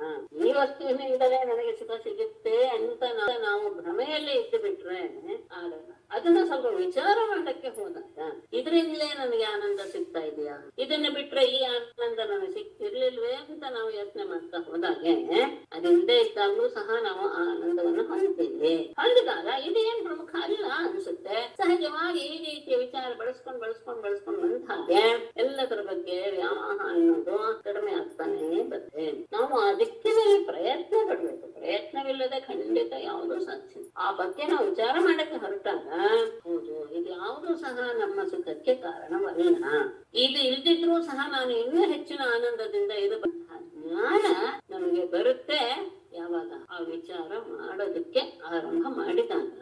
ಹಾಗಾಗಿ ಇಂತಹ ವೈರಾಗ್ಯ ಬಂದಂತಹವರು ಸಹ ಎಲ್ಲ ಕಡೆ ಓಡಾಡ್ತಾ ಪವಿತ್ರ ಕ್ಷೇತ್ರಗಳನ್ನೆಲ್ಲ ಸಂಚಾರ ಮಾಡ್ತಾ ಅವರು ತಮ್ಮನ್ನ ತಾವು ಮುಕ್ತರನ್ನಾಗಿ ಮಾಡ್ಕೊಂಡ್ಬಿಡ್ತಾರೆ. ವೈರಾಗ್ಯ ಬಂದಿದೆಯಲ್ಲ, ಒಂದ್ ಕಡೆ ಸುಮ್ಮನೆ ಕುತ್ಕೋಬಹುದಲ್ಲ ಅಂದ್ರೆ ಸ್ವಜನ ಸುತಾತ್ಮ ದಾರ ಘನ ಧಾಮ ಧರಾಸುರಥೈ ತ್ವಯಿ ಸತಿ ಕಿಂ ಋಣಾಂ ಶ್ರಯತಃ ಆತ್ಮನಿ ಸರ್ವರಸೆ ಇತಿ ಸದ್ ಅಜಾನತಾ ಮಿಥನತೋರತಯೇ ಚರತಾಂ ಸುಖಯತಿ ಕೋನ್ವಿಹ ಸ್ವವಿಹತೆ ಸ್ವನಿರಸ್ತ ಭಗೆ. ಎಲ್ಲದರಲ್ಲೂ ಗಮನಿಸಿದ್ದೀರಾ ಅನ್ಕೊಳ್ತೇನೆ. 2-3 ಉತ್ತಮರಾದವರು ಹೇಗಿರ್ತಾರೆ, ಅದರಿಂದ ವಿಮುಖರಾದವರು ಹೇಗಿರ್ತಾರೆ ಅನ್ನೋದನ್ನ ಎಲ್ಲದರಲ್ಲೂ ತಗೊಳ್ತಾ ಇದೆ. ಸರ್ವರಸೇ ತ್ವಯಿ ಶ್ರಯತಃ ಆತ್ಮನೇ ಸತಿ ನೃಣ ಸ್ವಜನ ಸುತ ಆತ್ಮದಾರ ಧನ ಧಾಮ ಧರಾ ಅಸುರಥೈಗೆ ಕಿಂತಿ ಸದ್ ಅಜಾನತಾ ಮಿಥುನತಃ ರತಯೇ ಚರತಾಂ ಇಹ ಸ್ವವಿಹತೆ ಸ್ವನಿರಸ್ತ ಭಗೆ ಕೋನು ಸುಖಯತಿ. ಸರ್ವರಸೆ ಎಲ್ಲ ರೀತಿಯ ಸುಖವನ್ನು ಹೊಂದಿರುವಂತು. ಸರ್ವರಸ ಎಲ್ಲ ರಸಗಳು ಅಂದ್ರೆ ಸುಖಗಳು ಅಂತ. ರಸ ಎನ್ನುವ ಶಬ್ದಕ್ಕೆ ಆನಂದ ಎನ್ನುವ ಎಲ್ಲ ಆನಂದವನ್ನು ಹೊಂದಿರುವಂತಹ ತ್ವಯಿ ನಿನ್ನನ್ನ ಶ್ರಯತಃ ಆಶ್ರಯಿಸಿದಂತಹ ಆತ್ಮನೇ ಸತ್ಯೇ ಆತ್ಮವಿರುವಂತ ಅಂದ್ರೆ ನಿನ್ನನ್ನ ಆಶ್ರಯಿಸಿದವಂತನ್ನು ಕೊಡುವಂತಹ ನೀನೇ ಆತ್ಮವಾಗಿ ಇರುವಾಗ ನೃಣಾಮ್ ಅಂತಹ ವ್ಯಕ್ತಿಗಳಿಗೆ ಸ್ವಜನ ಸುತ ಆತ್ಮ ದಾರ ಧನ ಧಾಮ ಧರ ಹಸು ರಥ ಇರ್ಲಿ ತಮ್ಮವರು ಅಂದ್ರೆ ನೆಂಟರು ಮಕ್ಕಳು ತಾನು ಅಂದ್ರೆ ತನ್ನ ದೇಹ ಆತ್ಮ ಅಂದ್ರೆ ದೇಹ ದಾರ ನಡತೆ ಧನ ಐಶ್ವರ್ಯ ಧಾಮ ಮನೆ ಧರ ಭೂಮಿ ಹಸು ಪ್ರಾಣ, ರಥ, ರಥಗಳು ಇವುಗಳಿಂದ ಕಿಂ ಏನು ಪ್ರಯೋಜನ? ಈ ರೀತಿಯ ವಿಷಯವನ್ನ ಸತ್ ಇರುವಂತಹ ಸತ್ಯವನ್ನ ಅಜಾನತಾಂ ತಿಳಿಯದೆ ಇರುವಂತಹವರು, ಅಂದ್ರೆ ಇದು ಏನ್ ಪ್ರಯೋಜನ ಎನ್ನುವಂತಹ ಸತ್ಯ ಅಂದ್ರೆ ಪರಮಾರ್ಥವಾದ ಸುಖ ಬೇರೆ ಇದ್ಯಾವುದು ಸುಖ ಅಲ್ಲ ಎನ್ನುವಂಥದ್ದು ತಿಳಿಯದೇ ಇರುವಂತಹವರು ಏನ್ ಮಾಡ್ತಾರೆ? ಮಿಥುನತಃ ರಥಯೇ ಚರ್ತನಂ, ಸ್ತ್ರೀಯರೊಡನೆ ಸೇರುವಂತಹದ್ದೇ ಬಹಳ ಆನಂದ ಅಂತ ಭಾವಿಸಿ ಆ ಮಾಯಾ ಸುಖಕ್ಕೆ ತಮ್ಮನ್ನ ಒಳಪಡಿಸಿಕೊಂಡು ಅದರಲ್ಲಿಯೇ ನೆಲೆಗೊಳಿಸಿದವರಿಗೆ ಇಹ ಈ ಲೋಕದಲ್ಲಿ ಸ್ವವಿಹತೆ ಅಂದ್ರೆ ನಿಜವಾಗಿಯೂ ಆ ಪರಮಾರ್ಥದ ಸುಖ ತಾನೇ ನಾಶವಾಗುವಂತಹ, ಅಷ್ಟೇ ಅಲ್ಲ ಸ್ವನಿರಸ್ತ ಬಗ್ಗೆ ಯಾವ ರೀತಿಯ ಸಾರ ಇರುವಂತಹ ಈ ವಿಷಯದಲ್ಲಿ ಕೋನು ಸುಖ ಇದೆ, ಯಾರು ತಾನೇ ಆನಂದ ಪಡೋದಕ್ಕೆ ಸಾಧ್ಯ? ಈ ಜಗತ್ತಿನಲ್ಲಿರುವಂತಹದ್ದು ಸತ್ಯ ಅಂತ ಅನ್ಕೊಂಡು ಅದನ್ನ ಪರಮಾರ್ಥ ಏನು ಅಂದರೆ ನೀನೇ ನಮ್ಮ ಆತ್ಮ ಸ್ವರೂಪನಾಗಿರುವಾಗ ಅವ್ ನೀನೆಂಥವನು? ಸರ್ವರಸ, ಎಲ್ಲ ಸುಖಗಳಿಗೂ ಆಸ್ಪದನಾದಂಥವನು. ಅಂತಹ ನೀನೇ ನಮ್ಮ ಆತ್ಮ ಸ್ವರೂಪನಾಗಿರುವಾಗ ನಮ್ಮ ಬಂಧುಗಳು, ನಮ್ಮ ದೇಹ, ನಮ್ಮ ಮನೆ ಇತ್ಯಾದಿ ವಿಷಯಗಳಿಂದ ಏನು ಪ್ರಯೋಜನ ಎನ್ನುವ ಸತ್ಯವನ್ನ ತಿಳಿದುಕೊಳ್ಳದೆ ಇರುವಂತಹವರು ಸ್ತ್ರೀ ಪುರುಷರ ಸಂಪರ್ಕವೇ ಬಹಳ ಆನಂದ ಕೊಡುತ್ತೆ ಅಂತ ಅದರಲ್ಲಿಯೇ ಭಾವಿಸಿದವರಾಗಿ ಇಟ್ಟುಕೊಂಡು ಅದೇನು ಹೋಗ್ಲಿ ಅದು ನಿಜವೇ ಸ್ಥಿರವೇ ಅಂದ್ರೆ ಇಲ್ಲ, ತನ್ನಲ್ಲಿಯೇ ತಾನು ನಾಶವನ್ನು ಹೊಂದುವಂಥದ್ದು ಯಾವ ಹುರುಳು ಸಾರುವು ಸಹ ಇಲ್ಲದೆ ಇರುವಂತಹ ಈ ವಿಷಯದಲ್ಲಿ ಯಾನೇ ಸುಖವನ್ನ ಹೊಂದುತ್ತಾನೆ. ಅಂದ್ರೆ ಇವುಗಳೆಲ್ಲ ಯಾವ ಸುಖವನ್ನ ಕೊಡೋದಕ್ಕೆ? ಯಾಕೆಂದ್ರೆ ಅವುಗಳಿಗೆ ಸ್ವರೂಪತಃ ನಾಶ ಇದ್ದು ಹೋಗಿದೆ, ಸಾರುವು ಇಲ್ಲದೆ ಇರುವುದು ಅಂತಹ ವಸ್ತುಗಳು ಇವನಿಗೆ ಹೇಗೆ ನಿಜವಾದಂತಹ ಸುಖವನ್ನ ಕೊಡೋದಕ್ಕೆ ಸಾಧ್ಯ? ಅದು ಯಾವಾಗಲೂ ಸುಖ ಸ್ವರೂಪವೇ ಅಂತ ಆದಾಗ ಹೋಯ್ತು ಕೊಡಬಹುದು. ಅವುಗಳೇ ಸಾರಹೀನ, ಅವುಗಳೇ ಸತ್ವ ಇಲ್ಲ ಅಂತ ಭಾವಿಸಿದಾಗ ಆ ಸತ್ವ ಇಲ್ಲದೆ ಇರುವಂತಹ ವಸ್ತು ಈ ವ್ಯಕ್ತಿಗೆ ಯಾವ ಆನಂದವನ್ನು ಕೊಡೋದಕ್ಕೆ ಸಾಧ್ಯ? ಇವುಗಳೆಲ್ಲ ಏನು ಸುಖವನ್ನು ಉಂಟು ಮಾಡುತ್ತೆ ಆ ಜೀವನಿಗೆ? ಯಾಕೆಂದ್ರೆ ಮತ್ತೆ ನಮ್ಮಲ್ಲಿಯೇ ಇದ್ದಾನೆ, ಎಲ್ಲ ಸುಖಕ್ಕೂ ಆಸ್ಪದನಾಗುವಂತಹವನು. ಅಂತಹ ಅವನೇ ಇರುವಾಗ ಹೊರಗಡೆ ಇರುವಂತಹ ವಸ್ತುವಿನಿಂದ ನಾವು ಆನಂದ ಪಡುತ್ತೀವಿ ಅಂತ ಹೇಳೋದಿದೆಯಲ್ಲ, ಅದು ಅತ್ಯಂತ ಮೂರ್ಖತನ ಅಂತ ಹೇಳಿ ಅದಕ್ಕೆ ಇವರ ಶ್ಲೋಕ ಅಂದ್ರೆ ನಿನ್ನನ್ನ ಆಶ್ರಯಿಸೋದೇ ಯೋಗ್ಯ ಎನ್ನುವುದು. ಭಜತೋ ಹಿ ಭವಾನ್ ಸಾಕ್ಷಾತ್ ಪರಮಾನಂದ ಚಿತ್ತನಃ ಆತ್ಮೈವ ಕಿಂ ಅತಃ ತುಚ್ಛದಾರಸುತಾದಿಭಿಃ. ಭವಾನ್ ಸಾಕ್ಷಾತ್ ಪರಮಾನಂದ ಚಿತ್ತನಃ ಆತ್ಮ ಏವ ತಂ ಭಜತಃ ಅತಃ ತುಚ್ಛದಾರಸುತಾದಿಭಿಃ ಕಿಂ ಕೃತ್ಯಂ. ಪರಮಾತ್ಮ ನೀನು ಎಲ್ಲ ರೀತಿಯ ಆನಂದದ ಚಿತ್, ಅಂದ್ರೆ ಆನಂದ ಕೇವಲ ಚೈತನ್ಯ, ಇದು ಅದರ ಘನ ಅಂದ್ರೆ ಅದ್ ಮಾತ್ರ. ಘನ ಅಂತ ಹೇಳಿದ್ರೆ ಅದರಲ್ಲಿ ಇನ್ಯಾವುದೂ ಇಲ್ಲ ಅಂತ. ಚಿನ್ನದ ಗಟ್ಟಿ ಅಂತ ಹೇಳ್ತೀವಲ್ಲ, ಚಿನ್ನದ ಗಟ್ಟಿಯಲ್ಲಿ ಚಿನ್ನ ಬಿಟ್ಟು ಏನೂ ಇರೋದಿಲ್ಲ. ಹಾಗೇನೆ ಪರಮಾನಂದ ಚಿತ್ ಘನ ಸ್ವರೂಪನಾದಂತಹ ನೀನು ಆತ್ಮನೇ ಆಗಿ ಇದ್ದಾಗ ಅಂತಹ ನಿನ್ನನ್ನ ಆರಾಧಿಸ್ತಾ ಇರುವಂತವರಿಗೆ ತುಚ್ಛವಾದಂತಹ ಅಂದ್ರೆ ನಾಶವನ್ನು ಹೊಂದುವಂತಹ ಸಾರಹೀನವಾದಂತಹ ವ್ಯಕ್ತಿಗಳಿಂದಲಾಗಲಿ ವಸ್ತುಗಳಿಂದಲಾಗಲಿ ಏನು ಪ್ರಯೋಜನ ಅಂತ ಇದನ್ನ ಯಾರು ನಮಗೆ ಈ ವಿಷಯವನ್ನ ಗುರುವನ್ನ ಆಶ್ರಯಿಸಿದಾಗ ಬರುವಂತಹ ಜ್ಞಾನ ಇದು. ಅಂದ್ರೆ ಅವರನ್ನ ಆಶ್ರಯಿಸಿದಾಗ ಈ ವಿಷಯವೆಲ್ಲವೂ ಸಹ ನಮಗೆ ತಿಳಿಯುತ್ತೆ. ಅವರಂತರ ಹೋಗಿ ಅವರನ್ನ ಆರಾಧನೆ ಮಾಡ್ತಾ ಅವರ ಮಾತುಗಳನ್ನ ಕೇಳ್ತಾ ಇದ್ದಾಗ ಇದಿಷ್ಟು ವಿಷಯಗಳು ನಮ್ಮ ಅರಿವಿಗೆ ಬರುತ್ತೆ. ಹಾಗಾದಾಗ ನಾವು ಪರಬ್ರಹ್ಮ ವಸ್ತುವನ್ನು ಹೊಂದೋದು ಸಾಧ್ಯ. ಅಷ್ಟು ಆದ್ಮೇಲೆ ಆ ವ್ಯಕ್ತಿಗಳು ಹೇಗಿರ್ತಾರೆ ಅಂದ್ರೆ ಗುರುಪದೇಶದಿಂದ ಈ ರೀತಿಯಾದಂತಹ ಭಾವವನ್ನೆಲ್ಲ ತತ್ವವನ್ನೆಲ್ಲ ಅಳವಡಿಸಿಕೊಂಡು ಇದು ಯಾವುದು ಸರಿ, ಯಾವುದನ್ನ ನಾವು ಸ್ವೀಕಾರ ಮಾಡಬೇಕು, ಯಾವುದನ್ನು ತ್ಯಾಜ್ಯ ಮಾಡಬೇಕು ಎನ್ನುವಂತಹ ಜ್ಞಾನವನ್ನ ಬಂದ ಮೇಲೆ ಅದು ಮಹಾತ್ಮರ ಸಂಘದಿಂದಲೇ ಸಹವಾಸದಿಂದಲೇ ಸಾಧ್ಯ ಅಂತ ಭಾವಿಸಿ ಅಂದ್ರೆ ಅದನ್ನ ಮತ್ತೆ ಮುಂದುವರ್ಸ್ಕೊಂಡು ಹೋಗ್ಬೇಕಲ್ಲ. ಆ ಗುರುಗಳು ಅಷ್ಟು ಉಪದೇಶ ಮಾಡ್ತಾರೆ, ಅದನ್ನ ನಾವು ಬೆಳೆಸ್ಕೊಳ್ಳೋದಕ್ಕೆ ಏನಾಗ್ಬೇಕು, ಅದೇ ಮಾರ್ಗದಲ್ಲಿ ಇರ್ಬೇಕು. ಒಂದು ದಿವಸ ನಾವು ಒಂದು ವಿಷಯ ಕೇಳಿದ್ರೆ ಅದು ಮತ್ತೆ ಇದಕ್ಕೆ ಮರ್ತೋಗಿರುತ್ತೆ. ಅದನ್ನ ಮತ್ತೆ ಅದನ್ನ ನಾವು ಕೇಳ್ತಾ ಇದ್ದಾಗ ಅದರ ಬಗ್ಗೆ ನಮ್ಗೆ ಪ್ರೇರಣೆ ಉಂಟಾಗುತ್ತೆ. ಅದನ್ನ ಉಂಟು ಮಾಡುವವರು ಯಾರು? ಸಜ್ಜನರು. ಆ ಸಜ್ಜನರ ಸಹವಾಸ ಮಾಡ್ತಾ ಅವರು ತಮ್ಮ ಮನೆ ಮಕ್ಕಳನ್ನೆಲ್ಲ ಭುವಿ ಗುರು ಪುಣ್ಯ ತೀರ್ಥ ಸದನಾ ನಿರ್ಭಯೋ ವಿಮದಾ ದೇವತ ಪದಾಂಬೂಜ ತದಃ ಅಗವಿದಂಗ್ರಿ ಜಲಾಹ ದದತಿ ಸಕೃನ್ಮನಸ್ತ್ವಯಿ ಆತ್ಮನೆ ನಿತ್ಯ ಸುಖೇ ನ ಪುನರುಪಾಸತೆ ಪುರುಷ ಸಾರ ಹರಾವಸತಾನ್ ವಿಮತಾಃ ಋಷಯಃ ಭವತ್ಪದಾಂಬುಜ ಹೃದಃ ಅಘವಿದಂಘ್ರಿ ಜಲಾಃ ತೇ ಪುರುಷ ಪುಣ್ಯ ತೀರ್ಥ ಸದನಾನಿ ಭುವಿ ಪುರು ಪುಣ್ಯ ತೀರ್ಥ ಸದನಾನಿ ದಧತಿ ನಿತ್ಯ ಸುಖೇ ಆತ್ಮನಿ ತ್ವಯಿ ಯೇ ಸಕೃತ್ ಮನಃ ದಧತಿ. ಮತ್ತೆ ತಗೊಳ್ಬೇಕು. ಮನಃ ದಧತಿ ಪುರುಷಸಾರ ಪುನಃ ಪುರುಷಸಾರ ಹರಾವಸಥಾನ ನ ಉಪಾಸತೆ. ವಿಮತಾಃ ಅಹಂಕಾರ ರಹಿತರಾದಂತಹ ಅಂದ್ರೆ ನಾನು ಅನ್ನೋ ಭಾವ ಇಲ್ಲ, ಎಲ್ಲರಲ್ಲಿಯೂ ಸಹ ಪರಮಾತ್ಮನ ಸ್ವರೂಪವನ್ನೇ ನೋಡುವಂಥದ್ದು. ಏನಾನು ಬೇರೆ ಅನ್ನುವಂತಹ ಬರೋದೇ ಇಲ್ಲ ಸಹಜವಾಗಿ. ಅಂದ್ರೆ ಆ ಮಟ್ಟವನ್ನು ಮುಟ್ಟಿರ್ತಾರೆ ಗುರುಪದೇಶಕರು. ಋಷಿಗಳು ಭವತ್ ಪದಾಂಬುಜ ಹೃದಯ ನಿನ್ನ ಪಾದ ಕಮಲದಲ್ಲಿಯೇ ಮನಸ್ಸನ್ನ ನೆಲೆಗೊಳಿಸಿದವರು. ಅಘವಿತ ಅಂಗ್ರಿ ಜಲಾಹ ಪಾಪಗಳನ್ನೆಲ್ಲ ನಾಶ ಮಾಡುವಂತಹ ನಿನ್ನ ಪಾದೋದಕವನ್ನೇ ಸೇವಿಸ್ತಾ ಇರುವ ಅವರು ತೇ ಊತ ಅವರು ಸಹ ಅಂದ್ರೆ ಯಾವಾಗಲೂ ನಿನ್ನ ಪಾದ ಕಮಲದಲ್ಲಿಯೇ ಮನಸ್ಸನ್ನ ನೆಲೆಗೊಳಿಸಿ ನಿನ್ನ ಪಾದೋದಕವನ್ನೇ ಸೇವಿಸ್ತಾ ಇರುವಂತಹ ವ್ಯಕ್ತಿಗಳು ಸಹ ಭುವಿ ಭೂಮಂಡಲದಲ್ಲಿ ಪುಣ್ಯ ತೀರ್ಥ ಸದನಾನಿ ಅನೇಕ ರೀತಿಯ ಪುಣ್ಯ ಕ್ಷೇತ್ರ ತೀರ್ಥ ಇರುವಂತಹ ಸ್ಥಳಗಳನ್ನ ದಧತಿ ಹೊಂದ್ತಾರೆ. ಅಂದ್ರೆ ಈ ಭಾವವನ್ನ ಸುಮ್ಮನಿರ್ಬೋದಲ್ಲ, ಅಂದ್ರೆ ಅವರೂ ಸಹ ಪುಣ್ಯ ತೀರ್ಥಗಳನ್ನ ಕ್ಷೇತ್ರಗಳನ್ನ ಅವರೂ ಸಹ ಸೇವನೆ ಮಾಡ್ತಾರೆ. ಯಾಕೆ ಅಂದ್ರೆ ಅಲ್ಲಿ ಸಿಗುವವರೆಲ್ಲರೂ ಸಹ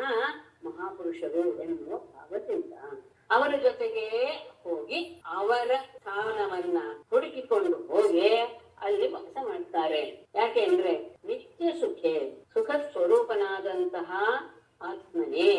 ಆತ್ಮನಾದ ತ್ವಯಿ ನಿನ್ನಲ್ಲಿ ಯಾರು ಸಕೃತ್ ಒಮ್ಮೆ ಮನಹದದಲ್ಲಿ ಮನಸ್ಸನ್ನ ನೆಲೆಗೊಳಿಸ್ತಾರೋ ಅವರು ಪುನಃ ಮತ್ತೆ ಪುರುಷ ಸಾರ ಹರ ಆವಸತಾನ್ ಮನುಷ್ಯರ ವಿವೇಕ ಮತ್ತು ಸ್ಥೈರ್ಯಗಳನ್ನ ನಾಶ ಮಾಡುವಂತಹ ಮನೆಗಳನ್ನ ಉಪಾಸತೆ ಮತ್ತೆ ಹೊಂದುವುದಿಲ್ಲ. ಅಹಂಕಾರ ರಹಿತರಾದಂತಹ ಋಷಿಗಳು ಯಾವಾಗಲೂ ನಿನ್ನ ಪಾದ ಕಮಲವನ್ನ ಮನಸ್ಸಿನಲ್ಲಿಯೇ ನೆಲೆಗೊಳಿಸ್ತಾರೆ. ಪಾಪಹಾರಿಯಾದಂತಹ ನಿನ್ನ ಪಾದೋದಕವನ್ನೇ ಸೇವಿಸ್ತಾ ಇದ್ದರೂ ಸಹ ಅನೇಕ ರೀತಿಯ ಪುಣ್ಯಶಾಲಿಗಳಾದಂತಹ ಇನ್ನೂ ಹೆಚ್ಚು ಪುಣ್ಯಶಾಲಿಗಳಾದಂತಹ ಗುರುಗಳಿರುವಂತಹ ತೀರ್ಥ ಮತ್ತು ಆಶ್ರಮಗಳನ್ನ ಹುಡುಕಿಕೊಂಡು ಹೋಗಿ ಅಲ್ಲಿ ಸೇವೆ ಮಾಡ್ತಾನೆ. ಯಾಕೆ ಅಂದ್ರೆ ಸುಖ ಸ್ವರೂಪನಾದಂತಹ ನಿತ್ಯಾನಂದ ಸ್ವರೂಪನಾದಂತಹ ಆತ್ಮನಾದ ನಿನ್ನಲ್ಲಿ ಯಾರು ಒಮ್ಮೆ ಮನಸ್ಸು ಇಟ್ಟು ಬಿಡುತ್ತಾರೋ ಅವರು ಮತ್ತೆ ತಮ್ಮ ಮನೆಗಳಿಗೆ ಹಿಂತಿರುಗೋದಿಲ್ಲ. ಯಾಕೆ ಮನೆಗಳಿಗೆ ಹಿಂತಿರುಗೋದಿಲ್ಲ ಅಂದ್ರೆ ಯಾಕೆ ಹಿಂತಿರುಗೋದಿಲ್ಲ ಅಂದ್ರೆ ಆ ಮನೆಗಳು ಎಂತದ್ದು ಅಂದ್ರೆ ಆ ಪುರುಷರ ಎಲ್ಲ ರೀತಿಯ ವಿವೇಕ ಸ್ಥೈರ್ಯ ಎಲ್ಲವನ್ನೂ ಸಹ ನಾಶ ಮಾಡುವಂಥದ್ದು. ಅಂತಹ ಮತ್ತೆ ಅಲ್ಲಿ ಹೋಗಿ ಸಿಕ್ಕಾಕೊಂಡ್ಬಿಟ್ರೆ ಮತ್ತೆ ಇವರ ಬುದ್ಧಿಯಲ್ಲಿಯೂ ಸಹ ಮಲಿನವಾಗಿ ಬಿಡುತ್ತೆ. ಹಾಗಾಗಿ ಅವರು ಈ ರೀತಿಯಾಗಿ ತೀರ್ಥಕ್ಷೇತ್ರಗಳಿಗೆ ಹೋಗಿ ಗುರುಗಳ ಆಶ್ರಮಗಳಲ್ಲಿ ಇರ್ತಾ ಅವರವರ ಸಹವಾಸವನ್ನು ಮಾಡ್ತಾ ಮತ್ತೆ ಅವರು ಆನಂದದಿಂದಲೇ ಇದಕ್ಕೆ ಸಂಬಂಧಪಟ್ಟಂತಹ ಇದನ್ನ ನೋಡೋಣ. ಮುಂಚನ್ ಅಂಗ ತದಂಗ ಸಂಗ ಮನಿಷಂ ಸ್ವಾಮೇವ ಸಂಚಿಂತಯನ್ ಸಂತಸ್ಸಂತಿ ಯತೋ ಗತಮದಾಹ ತಾನಾಶ್ರಮಾನ್ ಅವಸನ್ ನಿತ್ಯಂ ತನ್ಮುಖ ಪಂಕಜ ವಿಗಲಿತ ತ್ವತ್ಪುಣ್ಯ ಗಾಥಾಮೃತ ಸ್ರೋತ ಸಂಪ್ರವ ಸಂಪ್ಲುತೋ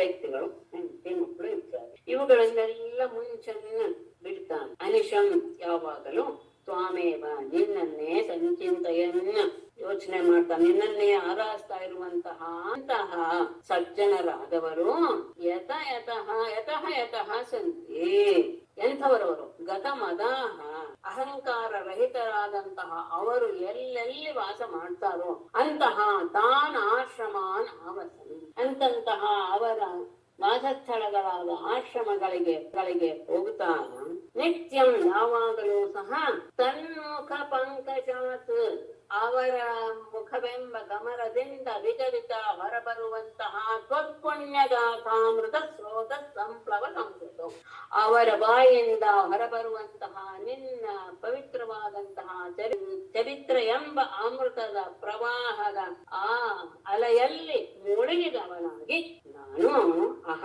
ನಾನು ನರಹರೇ ದೇಹದೊಟ್ಟು ನಶ್ಯಾಮ್ ಮತ್ತೆ ಈ ದೇಹವನ್ನು ನಾನು ಪಡೆಯುವುದಿಲ್ಲ, ಅಂದ್ರೆ ನಾನು ಮುಕ್ತನಾಗಿ ಬಿಡ್ತೇನೆ. ಅಹಂಕಾರ ರಹಿತರಾದಂತಹ ಋಷಿಗಳು ಇರುವಂತಹವರು ಎಲ್ಲೆಲ್ಲಿ ವಾಸ ಮಾಡ್ತಾರೋ ಅಲ್ಲೆಲ್ಲ ನಾನು ಹೋಗಿ ಅವರ ಜೊತೆ ಇದ್ದು ಅವರು ಹೇಳುವಂತಹ ನಿನ್ನ ಪವಿತ್ರವಾದಂತಹ ಚರಿತ್ರೆಗಳನ್ನ ಕೇಳ್ತಾ ಕೇಳ್ತಾ ಕೇಳ್ತಾ ಅದೇ ಆನಂದದಲ್ಲಿ ಮುಳುಗಿ ಹೋಗಿ ಮತ್ತೆ ನಾನು ದೇಹವನ್ನು ಧರಿಸುವಂತಹ ಅಂದ್ರೆ ಜನ್ಮವನ್ನು ಪಡೆಯುವಂತಹ. ಇವತ್ತು ಇಲ್ಲಿಗೆ ನಿಲ್ಲಿಸ್ತೇನೆ, ಯಾಕೆಂದ್ರೆ ಮುಂದೆಂದು ಸ್ವಲ್ಪ ಕಠಿಣವಾದಂತಹ ವಿಷಯ, ಅದು ಆರಂಭದಲ್ಲಿಯೇ ಹೇಳಬೇಕಾದಂತಹ ವಿಷಯ. ಸತ್ ಅಸತ್ ಪಾರಮಾರ್ಥಿಕ ವ್ಯಾವಹಾರಿಕ ಪ್ರಾತಿಭಾಸಿಕ ಎಲ್ಲ ರೀತಿಯ ವಿಷಯವನ್ನು ಇಲ್ಲಿ ತಗೊಂಡಿದ್ದಾರೆ. ಪರಮಾರ್ಥ ತತ್ವ ಬೇರೆ, ವ್ಯಾವಹಾರಿಕ ಸತ್ಯ ಬೇರೆ, ಪ್ರಾತಿಭಾಸಿಕ ಸತ್ಯ ಬೇರೆ ಅನ್ನೋದನ್ನ ಇದರಲ್ಲಿ ತಿಳಿಸ್ಕೊಡ್ತಾರೆ. ಪರಮಾರ್ಥಿಕ ಸತ್ಯ ಅಂದ್ರೆ ಇರುವನು ಒಬ್ಬನೇ ಅಂತ. ವ್ಯವಹಾರದಲ್ಲಿ ನಾವು ದ್ವೈತಿಗಳೇ, ಅದನ್ನ ಮರೆಯಬಾರದು ಯಾರು ಸಹ. ನಾವು ಯಾವಾಗಲೂ ಸಹ ಇನ್ನೊಬ್ಬರ ಜೊತೆಗೆ ವ್ಯವಹಾರ ಮಾಡ್ತೇವೆ, ಇನ್ನೊಬ್ಬರ ಜೊತೆ ಇರ್ತೀವಿ ಅನ್ನುವಂತಹ ಭಾವದಿಂದಲೇ ನಾವು ವ್ಯವಹಾರ ಮಾಡಬೇಕು. ಅದು ವ್ಯಾವಹಾರಿಕ ಸತ್ಯ. ಪ್ರಾತಿಭಾಸಿಕ ಸತ್ಯ ಅಂದ್ರೆ ಆ ಸಂದರ್ಭದಲ್ಲಿ ಮಾತ್ರ ತೋರುವಂತದ್ದು, ಭ್ರಾಂತಿಗೆ ಒಳಗಾಗೋದು ಅಂತ. ಆ ಸಂದರ್ಭದಲ್ಲಿ ಅದು ಸತ್ಯವೇ. ಈ ರೀತಿಯಾಗಿ 3 ರೀತಿಯ ಸತ್ಯವನ್ನ ತಿಳಿಸಿ ಯಾವುದು ನಿಜ, ಈ ಜಗತ್ತು ಸತ್ಯವಲ್ಲ, ಇರುವುದು ಒಂದೇ ಎನ್ನುವ ವಿಷಯವನ್ನ ಅದನ್ನ ನಾನು ತರ್ಕಹತಂ ವ್ಯಭಿಚರತಿ ಕ್ವಚ ಮೃಷಾ ನ ತಥಾ ಉಭಯಯುಕ್ ವ್ಯವಹೃತಯೇ ವಿಕಲ್ಪ ಇಷಿತಃ ಅಂಧ ಪರಂಪರೆಯ ಭ್ರಮಯತಿ ಭಾರತೀ ತೇ ಉರುವೃತ್ತಿಭಿಃ ಉಕ್ತ ಜಡಾನ್. ಸ್ವಲ್ಪ ಕಷ್ಟ ಅನ್ಸುತ್ತೆ, ಅದು ತಿಳ್ಕೊಳ್ಬಹುದು ಅಂತ ಹೇಳ್ತಾ ಇದ್ದೇನೆ. ಸತಃ ಉತ್ಥಿತಂ ಇದಂ ಸತ್ ಇತಿ ಚೇತ್ ತರ್ಕಹತಂ ನನು ಕ್ವಚ ವ್ಯಭಿಚರತಿ ಕ್ವಚ ಮೃಷಾ ತಥಾ ನ ಉಭಯಯುಕ್ ವ್ಯವಹೃತಯೇ ವಿಕಲ್ಪಃ ಇಷಿತಃ ಅಂಧ ಪರಂಪರೆಯ ತೇ ಭಾರತೀ ಉರುವೃತ್ತಿಭಿಃ ಉಕ್ತ ಜಡಾನ್ ಭ್ರಮಯತೆ. ವೇದವಾಕ್ಯ ಅದು ಕರ್ಮಕಾಂಡವೇ ಆಗಿರ್ಬೋದು, ಜ್ಞಾನಕಾಂಡವೇ ಆಗಿರ್ಬೋದು, ಎಲ್ಲವೂ ನಿನ್ನ ಮಾತೆ, ನಿನ್ನ ನಿಶ್ವಾಸ ರೂಪವಾದಂಥದ್ದೇ ವೇದ. ಹಾಗೆ ಪ್ರತಿಯೊಬ್ಬರಲ್ಲಿಯೂ ಏನಂತ ಸತಃ ಉತ್ಥಿತಂ ಇದಂ ಸತ್ ಅಂದ್ರೆ ಬ್ರಹ್ಮ ವಸ್ತು ಸತ್, ಅದೇಂದ್ರೆ ಯಾವಾಗಲೂ ಇರುವಂತ, ಯಾವ ರೀತಿಯ ಬದಲಾವಣೆ ಹೊಂದದೆ ತ್ರಿಕಾಲದಲ್ಲಿಯೂ ಒಂದೇ ರೀತಿಯಾಗಿ ಇರುವಂತದ್ದು ಸತ್. ಅಂತಹ ಸದ್ವಸ್ತುವಾದ ಬ್ರಹ್ಮ ವಸ್ತುವಿನಿಂದ ಉತ್ಥಿತಂ ಸೃಷ್ಟಿಯಾದಂತಹ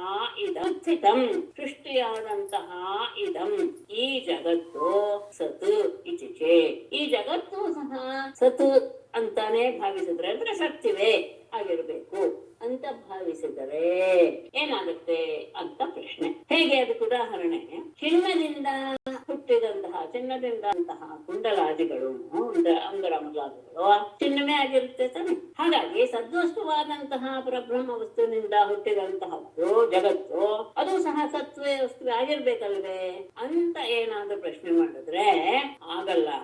ತರ್ಕಹತಂ ನಾನು ಅದು ಸ್ವಲ್ಪ ತರ್ಕಹತಂ ನಾನು ಅದು ಸ್ವಲ್ಪ ತರ್ಕದ ವಾದಕ್ಕೆ ಅದು ತೊಂದರೆ ಆಗಿದೆ.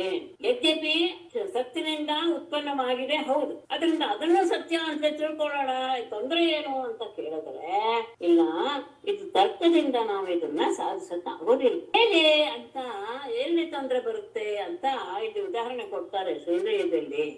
ತಂದೆಯಿಂದ ಹುಟ್ಟಿದಂತಹ ಮಗ ತಂದೆ ಆಗಕ್ ಸಾಧ್ಯವೇ? ಆಗೋದಿಲ್ಲ.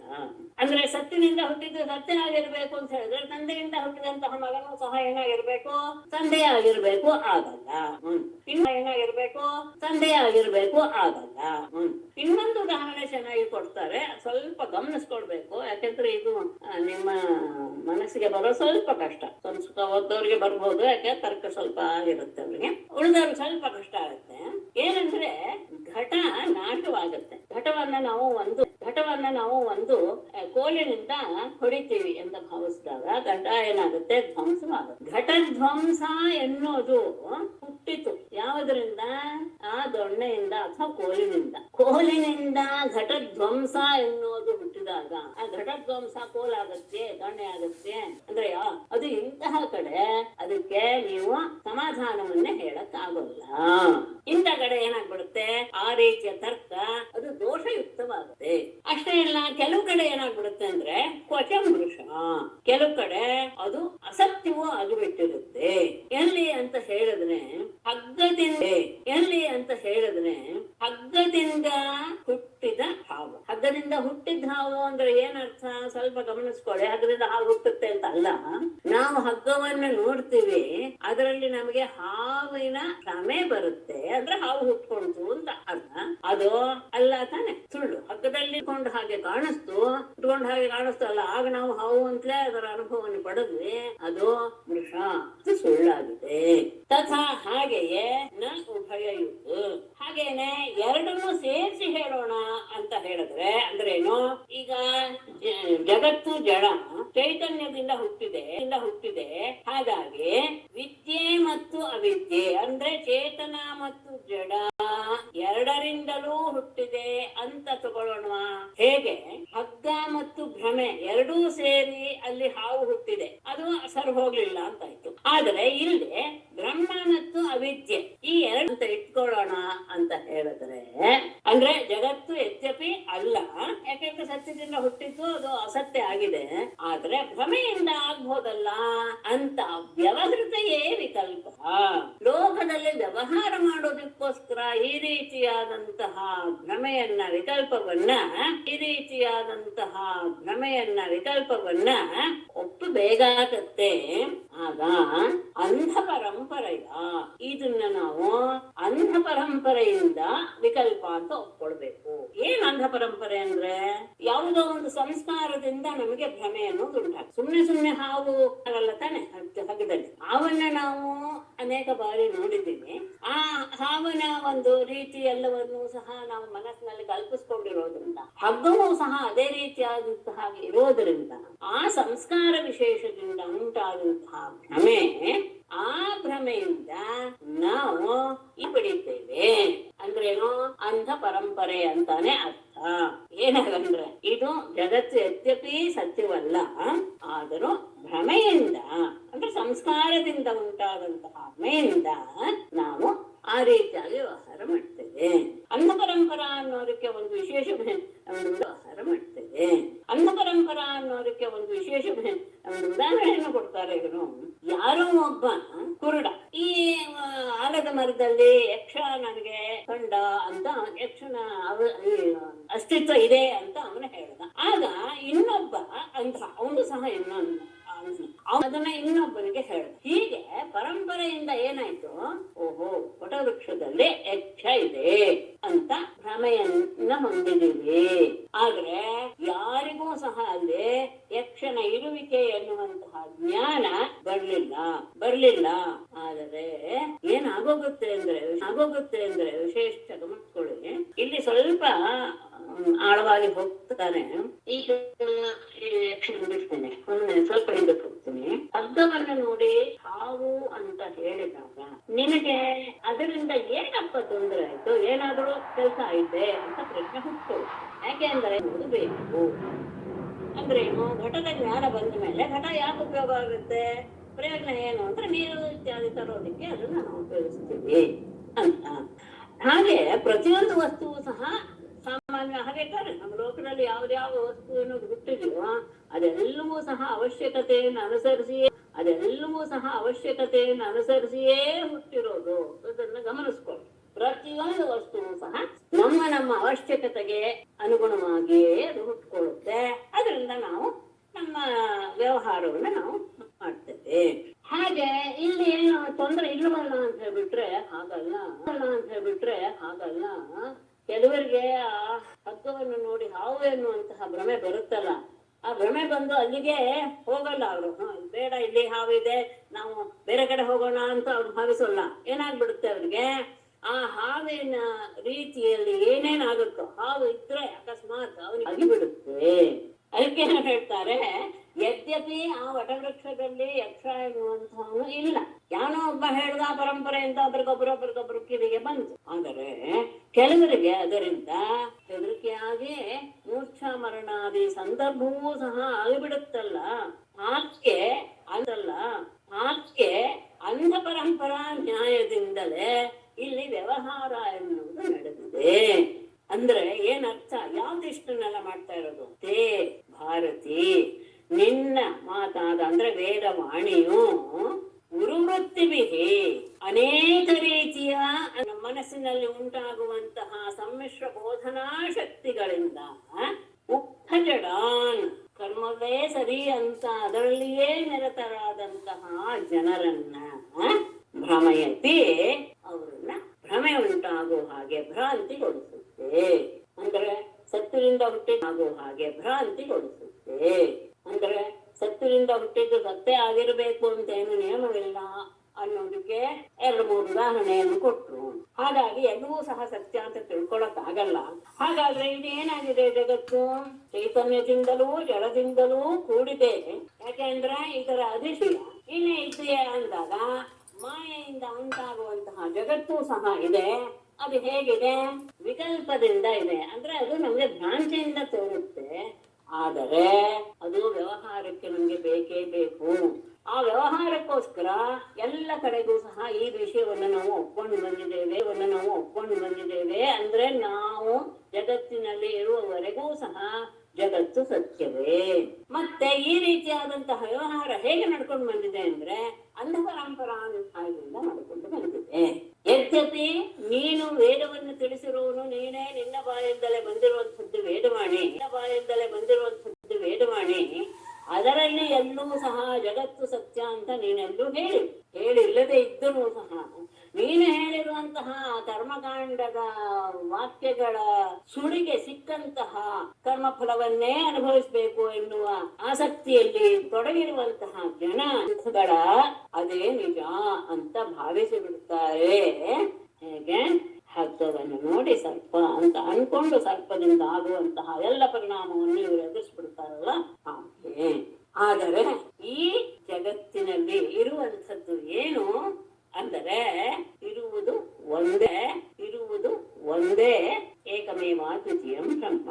ಆದರೆ ಅದು ನಿನ್ನ ಮಾಯೆಗೆ ಅಧೀನವಾಗಿ ಯಾರಿಗೂ ಸಹ ಅದರ ನಿಜವಾದ ಸ್ವರೂಪವನ್ನ ತಿಳ್ಕೊಳ್ಳೋದಕ್ಕೆ ಸಾಧ್ಯವಾಗ್ತಾ ಇಲ್ಲ. ಆದರೆ ಅದಕ್ಕೆ ನಮ್ಮಲ್ಲಿ 3 ರೀತಿಯ ಸತ್ಯವನ್ನು ಒಪ್ಕೊಳ್ಳೋ ಸತ್ಯ, ವ್ಯಾವಹಾರಿಕ ಸತ್ಯ, ಪ್ರಾತಿಭಾಸಿಕ ಸತ್ಯ ಅಂತ. ವ್ಯವಹಾರಕ್ಕೋಸ್ಕರ ನಾವು ಜಗತ್ತನ್ನು ನಿತ್ಯ ಅಂತ ಒಪ್ಕೊಳ್ಳೇಬೇಕು. ನಾವು ನಿತ್ಯ ಅಂತ ಇಟ್ಕೊಂಡೇನೆ ಜಗತ್ತಿನಲ್ಲಿ ಎಲ್ಲ ರೀತಿಯ ಕಾರ್ಯಗಳನ್ನು, ಏನು ಊಟ ಮಾಡುವುದರಿಂದ ಹಿಡಿದು ಪ್ರತಿಯೊಂದು ಕಾರ್ಯವನ್ನು ಸಹ ನಾವು ಸತ್ಯ ಅನ್ನುವಂತಹ ಭಾವದಿಂದಲೇ ನಡೆಸ್ತೀವಿ. ಯಾವಾಗ ಅದರ ಬಗ್ಗೆ ಸರಿಯಾದ ಜ್ಞಾನ ಬರುತ್ತೋ, ಗಮನಿಸ್ಕೊಳ್ಳಿ, ಯದ್ಯಪಿ ಊಟ ಮಾಡುವಾಗ ಇದು ಸತ್ಯ ಅಲ್ಲ ಒಪ್ಪೋಣ. ಆದರೆ ಒಂದು ಸತಿ ಊಟ ಮಾಡಿದ ತಕ್ಷಣ ಹಸಿವೆ ಅನ್ನುವ ಭಾವನೆಯನ್ನು ಖಂಡಿತ ನಾವು ಹೊಂದುವುದಿಲ್ಲ. ಮತ್ತೆ ಸ್ವಲ್ಪ 4 ಗಂಟೆಗಳ 5 ಗಂಟೆ ಆದ ತಕ್ಷಣ ಮತ್ತೆ ಹೊಟ್ಟೆ ಹಸಿದುಕೊಂಡು ಆಹಾರ ಬೇಕು ಅಂತ ಬಯಸಿದಾಗ ಇದನ್ನ ಸತ್ಯ ಅಲ್ಲ ಅಂತ ಹೇಳಕ್ಕಾಗತ್ತೆ? ಆಗಲ್ಲ. ಆದರೆ ಅದು ಇಡೋಣ, ಅದನ್ನು ಒಪ್ಕೊಳ್ಳೋಣ, ಅದಿಲ್ಲ ಅಂತಿಲ್ಲ. ವ್ಯಾವಹಾರಿಕ ಸತ್ಯ ಬೇಕೇ ಬೇಕು ನಮ್ಗೆ. ಆದರೆ ಇಲ್ಲ ಇದೆಲ್ಲವನ್ನು ದಾಟುವಂತಹ ಒಂದು ಉಪಾಯ ಇದೆಯಾ ಅಂತ ನಾವು ಮನಸ್ಸಿನಲ್ಲಿ ವಿಚಾರ ಮಾಡಕ್ಕೆ ತೊಡಗೋಕೆ ಏನು ತೊಂದರೆ ಇಲ್ಲ ತಾನೆ? ಗಮನಿಸಿ, ಆ ವಿಚಾರ ಮಾಡಬೇಕಾದರೂ ಸಹ ನಮ್ಮ ದೇಹಕ್ಕೆ ಈ ಆಹಾರವೆಲ್ಲವೂ ಸಹ ಅಗತ್ಯವೇ. ಅದನ್ನ ಇಟ್ಟುಕೊಂಡೇನೆ ನಾವು ಏನ್ ಮಾಡ್ಬೇಕು, ಇಟ್ಟುಕೊಂಡೇನೆ ನಾವು ಏನ್ ಮಾಡ್ಬೇಕು, ಪಾರಮಾರ್ಥಿಕ ಸತ್ಯಕ್ಕೆ ಹೋಗ್ಬೇಕೆ ಹೊತ್ತು ಇದೆಲ್ಲ ವ್ಯಾವಹಾರಿಕ ಸತ್ಯ ನನ್ಗೇನು ಬೇಡ ಅಂತ ಬಿಡಕ್ಕೆ ಆಗೋದಿಲ್ಲ. ಲೋಕದಲ್ಲಿ ಇರುವವರೆಗೂ ಸಹ ವ್ಯಾವಹಾರಿಕವನ್ನ ಒಪ್ಪಿಕೊಂಡು ಅದೇ ಸತ್ಯ ಅಂತ ಭಾವಿಸಬೇಕು. ಆದ್ರೆ ವ್ಯಾವಹಾರಿಕ ಸತ್ಯವನ್ನ ಇಟ್ಟುಕೊಂಡೇನೆ ನಾವು ಪಾರಮಾರ್ಥಿಕ ಸತ್ಯ ಮಾಡಿದರೇನೆ, ನಮ್ಮ ದೇಹ ಸರಿಯಾಗಿದ್ದರೇನೆ ನಾವು ಆತ್ಮ ಸ್ವರೂಪವನ್ನು ಅರಿಯೋದಕ್ಕೆ ಸಾಧ್ಯ. ಇದನ್ನೂ ಸಹ ಮನಸ್ಸಿನಲ್ಲಿ ಇಟ್ಟುಕೊಂಡು ಯಾವುದನ್ನು ಬಿಡುವ ಹಾಗಿಲ್ಲ. ಹಾಗೆ ಅಂತ ಇದೇ ಪರಮಾರ್ಥ ಅಂತ ಒಪ್ಕೊಳ್ಳುವಂಥದ್ದು ಬೇಡ ಎನ್ನುವುದನ್ನ ನಮಗೆ ತಿಳಿಸ್ತಾ ಇದೆ ಶ್ರುತಿ. ಹಾಗಾಗಿ ಮತ್ತೆ ಯಾಕೆ ಅಂದ್ರೆ ಶ್ರುತಿಗಳು ಸಹ ಏನ್ ಹೇಳಿವೆ, ವ್ಯಾವಹಾರಿಕ ಸತ್ಯ ಇಟ್ಟುಕೊಂಡೇನೆ ಯಥೋ ವಾ ಇಮಾನಿ ಭೂತಾನಿ ಜಾಯಂತೆ ಅಂತ ಎಲ್ಲ ವಾಕ್ಯಗಳನ್ನು ಸಹ ಹೇಳುತ್ತವೆ. ಆದರೆ ಅದಕ್ಕೆ ಮೂಲ ಏನು ಅನ್ನೋದನ್ನ ಗಮನಿಸಿದಾಗ, ಹಾಗಾದ್ರೆ ಸೃಷ್ಟಿ ಆಯ್ತು ಅಂತ ಹೇಳಿದಾಗ ಹಾಗಾದ್ರೆ ಸೃಷ್ಟಿ ಆಯ್ತು ಅಂತ ಹೇಳಿದಾಗ ಮೊದಲು ಏನಿತ್ತು, ಹೇಗೆ ಇದೆಲ್ಲವೂ ನಡೀತು ಅಂತ ಪ್ರಶ್ನೆ ಮಾಡಿದಾಗ, ಉದ್ಭೂತಂ ಭವತ ಸತೋಪಿ ಭುವನಂ ಸನ್ನೇವ ಸರ್ಪಸ್ರಜಃ ಕುರ್ವತ್ ಕಾರ್ಯಮಪೀಹ ಕೂಟಜನಕಂ ವೇದೋಪಿ ನೈವಂ ಪರಃ ಅದ್ವೈತಂ ತವ ಸತ್ ಪರಂತು ಪರಮಾನಂದಂ ಪದಂ ತನ್ನುಗಾ ವಂದೇ ಸುಂದರಮಿಂದಿರಾನುತ ಹರೇ ಮಾಮುಂಚ ಮಾಂ ಆನತಂ. ಭವತಃ ಸತಃ ಭವತಃ ಉದ್ಭೂತಂ ನೈವ ಸರ್ಪಸ್ರಜಃ ಕುರ್ವತ್ ಕಾರ್ಯಮಪಿ ಯಃ ಕೂಟಜನಕಂ ವೇದಃ ಅಪಿ ನ ಏವಂ ಪರಃ. ಸತಃ ಭವತಃ ಸದ್ವಸ್ತುವಾದಂತಹ ನಿನ್ನಿಂದ ಬ್ರಹ್ಮ ವಸ್ತುವಿನಿಂದ ಉದ್ಭೂತಂ ಭುವನಂ ಉತ್ಪನ್ನವಾದಂತಹ ಈ ಜಗತ್ತು ಸತ್ ಸತ್ತಂತ ನೈವ ಒಪ್ಕೊಳ್ಳಕ್ಕೆ ಸಾಧ್ಯವಿಲ್ಲ. ಅದು ಸತ್ ಅಲ್ಲ. ಸರ್ಪ ಸೃಜಃ ಕುರ್ವತ್ ಕಾರ್ಯಮಪಿ ಹೂವಿನ ಮಾಲೆ ಅಂತ ತಗೊಂಡ್ರೆ ಹಗ್ಗ ಅಂತ ಬಿಟ್ಟು ಹೂವಿನ ಮಾಲೆಯು ಆದರೆ ಹೂವಿನ ಮಾಲೆ ಏನು ಮಾಡಲ್ಲ, ನಮಗೆ ಹೆದರಿಕೆಯನ್ನು ಉಂಟು ಮಾಡಲ್ಲ, ಅದು ಕಚ್ಚುವುದಿಲ್ಲ, ಏನು ಮಾಡಲ್ಲ. ಆದರೆ ಅದರಲ್ಲಿ ಸರ್ಪದ ಭ್ರಾಂತಿ ಬಂದ ತಕ್ಷಣ ಈ ವ್ಯಕ್ತಿಗೆ ಅದು ಎಲ್ಲ ಕೆಲಸ ಮಾಡ್ತಾ ಇದೆ ಅನಿಸ್ಬಿಡುತ್ತೆ ಭ್ರಮೆಯಿಂದ. ಅದು ಏನು, ಅದು ಒಂದು ರೀತಿಯ ಭ್ರಾಂತಿಯನ್ನು ಉಂಟು ಮಾಡುವಂಥದ್ದು. ಅಂದ್ರೆ ಅರ್ಥಕ್ರಿಯಾಕಾರಿತ್ವ ಹೇಳದ್ನಲ್ಲ, ಪ್ರತಿಯೊಂದು ವಸ್ತುವು ಸಹ ಅದು ಏನೋ ಪ್ರಯೋಜನ ಇರುತ್ತೆ, ಅದು ಏನೋ ಒಂದು ಕೆಲಸ ಮಾಡೇ ಮಾಡುತ್ತೆ, ಯಾವುದೇ ಆಗಲಿ. ಹಾಗೆ ಈ ಭೂಮಾಲೆಯಲ್ಲಿ ಕಂಡಂತಹ ಸರ್ಪವೂ ಸಹ ತನ್ನ ಕೆಲಸವನ್ನ ಮಾಡಿಬಿಡುತ್ತೆ. ಅಂದ್ರೆ ಅದು ಉಂಟು ಮಾಡ್ತಾ ಇದ್ರೂ ಸಹ ಅದು ಏನಲ್ಲ, ನಿಜ ಅಲ್ಲ. ಹೇಗೆ ಅದು ಹೂಮಾಲೆಯೇ. ಹಾಗೆ ವೇದ ಅಪಿ, ಹೀಗೆ ವೇದವೂ ಸಹ ವಿಶ್ವಸತ್ಯವನ್ನ ಹೇಳುತ್ತೆ ಅಂತ ಅಲ್ಲ. ನ ಏವಂ ಪರಃ ವಿಶ್ವಸತ್ಯತ್ವವನ್ನು ಹೇಳುತ್ತೆ ವೇದ ಅಂತ ನೀವು ಭಾವಿಸಬೇಡಿ. ಅದು ನಮ್ಮ ಹೇಗೆ ಸಜದಲ್ಲಿ ಹೂವಿನ ಮಾಲೆಯಲ್ಲಿ ಹಾವಿನ ಅಸ್ತಿತ್ವ ಇಲ್ಲದಿದ್ದರೂ ಸಹ ಹಾವಿನ ಅಸ್ತಿತ್ವ ಇದ್ದಾಗ ಏನು ಕ್ರಿಯೆ ಆಗ್ಬೇಕಾಗಿತ್ತು ಅದಾಗ್ಬಿಡುತ್ತೋ ಇಲ್ವೋ, ಹಾಗೇನೆ ಇದು ಸಹ ಹಾಗಾಗಿ ವೇದ ಎನ್ನುವುದು ಜಗತ್ ಸತ್ಯ ಅಂತ ಹೇಳಕ್ಕೆ ಹೊರಟಿದ್ದಲ್ಲ. ಏಕೆಂದ್ರೆ ನಮ್ಮಲ್ಲಿದೆ ಬ್ರಹ್ಮ ಸತ್ಯಂ ಜಗನ್ಮಿಥ್ಯ ಜೀವೋ ಬ್ರಹ್ಮ ಇವ ನಾಪರಃ. ಇದು ನಮ್ಮ ಸಿದ್ಧಾಂತದ ಮೂಲ ವಾಕ್ಯ. ಬ್ರಹ್ಮ ಸತ್ಯಂ ಜಗನ್ಮಿಥ್ಯ ಜೀವೋ ಬ್ರಹ್ಮ ಇವ ನಾಪರಃ. ಇದು ಇಷ್ಟು ವಾಕ್ಯ ಇಟ್ಟುಕೊಂಡು ನಾವು ಮುಂದೆಲ್ಲವನ್ನೂ ಸಹ ವೇದಾಂತದ ವಾಕ್ಯವನ್ನ ಅನ್ವಯ ಮಾಡ್ಕೊಳ್ತಾ ಹೋದರೆ ಅದರ ಅರ್ಥ ನಮಗೆ ಭಾಸವಾಗ್ತಾ ಹೋಗ್ತದೆ. ಅದ್ವೈತಂ ತವ ಸತ್ ಪರಂತು ಪರಮಾನಂದಂ ಪದಂ. ತವ ಸತ್ ಅದ್ವೈತಂ ಪರಂತು ಪರಮಾನಂದವ ನಿನ್ನ ಸತ್ ಪರಂ ಅಂದ್ರೆ ಆ ಸದ್ವಸ್ತುವನ್ನ ಆಶ್ರಯಿಸಿಕೊಂಡಿದ್ದಂತಹದ್ದು ಅದು ಏನದು ಅದ್ವೈತಂ ಅಂದ್ರೆ ಯಾವುದಕ್ಕೂ ಬೇರೆ ಇಲ್ಲ, ಇರೋದು ಒಂದೇ ವಸ್ತು ಎನ್ನುವಂತಹದ್ದು. ಆದರೆ ಪರಮಾನಂದಂ ಪದಂ ಆನಂದದ ಪರಾಕಾಷ್ಠತೆಯನ್ನು ಕೊಡುವಂತಹ ಸ್ಥಾನ ಅದು. ಸಂತೋಷದಿಂದ ಅಂತಹ ನಿನ್ನನ್ನ ನಾನು ನಮಸ್ಕರಿಸ್ತೇನೆ. ಎಂಥದ್ದು? ಸುಂದರಂ ಪದಂ ಒಂದೇ. ನೀನೆಂಥವನು? ಇಂದಿರಾನುತ ಲಕ್ಷ್ಮಿಯಿಂದ ಸ್ತುತಿಸಲ್ಪಟ್ಟವನೇ ಹರೇ ಪರ ಪರಮಾತ್ಮನೇ ಮುದಾ ಒಂದೇ ಆನಟಂ ಮಾಂ ಮಾಮುನ ಮುದಾ ಒಂದೇ ಆನಟಂ ಮಾಂ ಮಾಮುನ. ನಿನಗೆ ಶರಣಾಗತನಾದಂತಹ ನನ್ನನ್ನ ನೀನು ಬಿಡಬೇಡ. ಯದ್ಯಪಿ ಅದ್ವೈತ ಆದರೂ ನನಗೆ ಇದರಲ್ಲಿಯೇ ಆನಂದ. ಅಂದ್ರೇನು? ನೀನು ಪರಮಾತ್ಮ, ನಾನು ನಿನ್ನ ಭಕ್ತ ಎನ್ನುವಂತಹ ಭಾವದಲ್ಲಿ ನಾನು ಆನಂದವನ್ನು ಹೊಂದ್ತೇನೆ. ಆ ಆನಂದಕ್ಕಿಂತ ನನಗೆ ಅದ್ವೈತದ ಭಾವ ಬಿಡುವೇ ಬಿಡು. ರಾಮಕೃಷ್ಣ ಪರಮಹಂಸರು ಹೇಳುವಂತಹ ಮಾತು ಒಂದು, ಅವ್ರು ಹೇಳ್ತಾರೆ, ಸಕ್ಕರೆ ಸಿಹಿ, ಆ ಸಕ್ಕರೆಯನ್ನ ನಾನು ತಿಂದು ಅದನ್ನ ಅನುಭವ ಪಡೋದಕ್ಕೆ ಇಷ್ಟಪಡ್ತೀನಿ ಹೊತ್ತು ನಾನೇ ಸಕ್ಕರೆ ಆಗೋಕೆ ಇಷ್ಟಪಡೋದಿಲ್ಲ. ಅಂದರೆ ನಿನ್ನಲ್ಲಿ ನಾನು ನಮಸ್ಕಾರ ಮಾಡ್ತಾ ನನಗೆ ಶರಣಾಗತಕ್ಕಿಂತ ಬೇರಿದ್ರು ಯದ್ಯಪಿ ಅದ್ವೈತವಾದರೂ ಸಹ ನನಗೆ ಇದರಲ್ಲಿಯೇ ಆನಂದ. ನಾನು ನಿನಗೆ ಶರಣಾಗಿದ್ದೇನೆ, ನನ್ನನ್ನ ನೀನು ಬಿಡಬೇಡ, ನನ್ನನ್ನು ಯಾವಾಗಲೂ ಸಹ ಸ್ವೀಕರಿಸ. ಇದ್ರದ್ದು ಒಂದು ಹೇಳ್ಬೇಕಲ್ವ ಈಗ. ಮುಕುಟಕುಂಡಲ ಕಂಕಣ ಕಿಂಕಿಣಿ ಪರಿಣತಂ ಕನಕಂ ಕಣ ಕಿಂಕಿಣಿ ಪರಿಣತಂ ಕನಕಂ ಪರಮಾರ್ಥತಃ ಮಹರಹಂಕೃತಿ ಖಪ್ರಮುಖಂ ತಥಾ ನರಹರೇಃ ನ ಪರಂ ಪರಮಾರ್ಥತಃ. ಮುಕುಟ ಕುಂಡಲ ಕಂಕಣ ಕಿಂಕಿಣಿ ಪರಿಣತಂ ಕನಕಂ ಪರಮಾರ್ಥತಃ. ಪರಮಾರ್ಥತಃ ಕನಕಂ ಒಂದೇ ಇರೋದು, ಪರಮಾರ್ಥದಲ್ಲಿರೋದು ಚಿನ್ನಮಣಿ. ಆದರೆ ಅದೇನಾಗಿದೆ? ಮುಕುಟ ಕುಂಡಲ ಕಂಕಣ ಕಿಂಕಿಣಿ ಪರಿಣತ ಈ ರೀತಿಯಾದಂತಹ ರೂಪಗಳನ್ನೆಲ್ಲ ಹೊಂದಿದೆ. ಕಿರೀಟ, ಕುಂಡಲ, ಬಳೆ, ಗೆಜ್ಜೆ ಇತ್ಯಾದಿಗಳ ರೂಪದಲ್ಲಿ ಪರಿಣಾಮವಾಗಿದೆ. ಆದ್ರೆ ಪರಮಾರ್ಥವಾಗಿ ಚಿನ್ನ ಒಂದೇ. ಹಾಗೆ ತಥಾ ಮಹದಹಂಕೃತಿ ಖಪ್ರಮುಖ ಪರಮಾರ್ಥತಃ ನರಹರೇಃ ಪರಂ ನ. ಮಹತ್, ಅಹಂಕಾರ, ಪಂಚಭೂತಗಳು ಇದೆಲ್ಲವೂ ಸಹ ನಮಗೆ ಸೃಷ್ಟಿಯಲ್ಲಿ ಕಾಣಿಸ್ತಾ ಇದೆ. ಅವುಗಳೆಲ್ಲವೂ ಸಹ ಪರಮಾರ್ಥವನ್ನು ಕೊನೆಗೆ ತಗೊಂಡು ಹೋದರೆ ನರಹರೇಃ ಪರಂ ನ. ಪರಮಾತ್ಮನಿಗಿಂತ ಬೇರೆಯಾದದ್ದು ಯಾವುದೂ ಇಲ್ಲ.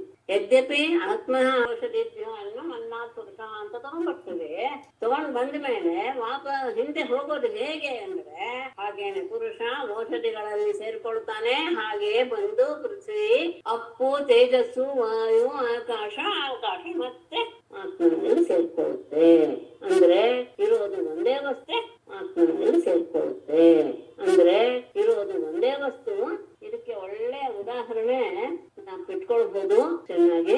ಈ ದಾರಿಯಲ್ಲಿ ಫುಟ್ಪಾತ್ ಅಂತ ಹೇಳಿದ್ರೆ, ಓಡಾಡುವ ದಾರಿಯಲ್ಲಿ ಅಂಗಡಿಗಳನ್ನು ತೆಗಿತಾರೆ ಕೆಲವರೇನು ಬೇಕಾದಷ್ಟು ಬಸ್ ಅಂಗಡಿಗೆ ಹೋಗ್ಬಿಟ್ರೆ ಅಲ್ಲಿ ಎಲ್ಲಾ ಅಂಗಡಿಯೂ ಸಹ ಇದರಲ್ಲಿಯೇ ನಾವು ಓಡಾಡುವಂತಹ ಕಾಲ್ದಾರಿಯಲ್ಲಿ ಅಲ್ಲಿ ನೀವು ಗಮನಿಸ್ಕೊಂಡ್ ಬಂದ್ರೆ ಎಲ್ಲವೂ ಸಹ ಅವನು ಯಾರು ಮಾರಾಟ ಮಾಡುವಂತವನು ಒಂದು ಪೆಟ್ಟಿಗೆಯಲ್ಲಿ ಅಂತ ಯಾವುದೋ ಒಂದರಲ್ಲಿ ಹಾಕೊಂಡು ಬರ್ತಾನೆ. ಎಲ್ಲ ಅದರಲ್ಲಿದೆ. ಆಮೇಲೆ ಅವನು ಅಲ್ಲಿ ಬಂದ ಮೇಲೆ ಚಾಪೆನೋ ಪ್ಲಾಸ್ಟಿಕ್ ಕವರ್ ಮೇಲೆ ಮಾಡಿ ಇಡ್ತಾನೆ ವಸ್ತುಗಳ ರೂಪದಲ್ಲಿ. ವಸ್ತುವಿಗೆ ಅನುಗುಣವಾಗಿ ಆ ವಸ್ತುಗಳನ್ನು ಒಂದು ಗುಂಪನ್ನ ಬೇರೆ ಬೇರೆ ಬೇರೆ ಬೇರೆ ಬೇರೆ ಆಗಿ ಮಾಡಿ ಇಡ್ತಾನೆ. ಅಂದ್ರೆ ಏನಾಯ್ತು? ಪರಮಾತ್ಮ ಸೃಷ್ಟಿ ಮಾಡ್ದ ಸಂಜೆವರೆಗೂ ಸಹ ಅದರನ್ನ ಅವನು ನೋಡ್ಕೊಂಡು ಏನೋ ತನ್ನ ಕೆಲಸವನ್ನು ಮಾಡಿದ, ಮಾರಾಟ ಮಾಡ್ದ, ಎಲ್ಲ ಆಯ್ತು. ಆಮೇಲೆ ಏನಾಯ್ತು? ಎಲ್ಲ ಆಯ್ತು. ಆಮೇಲೆ ಏನಾಯ್ತು? ರಾತ್ರಿ ಆಯ್ತು. ಅದೆಲ್ಲವನ್ನು ಒಂದೇ ಇದಕ್ಕೆ ಹಾಕಿ, ಪೆಟ್ಟಿಗೆಗೆ ಹಾಕಿ, ಅದನ್ನ ಒಂದರಲ್ಲಿಯೇ ಕಟ್ಟಿ ಮತ್ತೆ ತೆಗೆದುಕೊಂಡು ಹೋದ. ಹೀಗೆ ಎಲ್ಲವೂ ಸಹ ಅವನಲ್ಲಿಯೇ ಇದೆ. ಪರಮಾತ್ಮನಲ್ಲಿ ಅವನು ಸೃಷ್ಟಿ ಆಗುವಾಗ ಎಲ್ಲವನ್ನೂ ಸಹ ಬಿಡಿಯಾಗೆ ಕೊಡ್ತಾನೆ.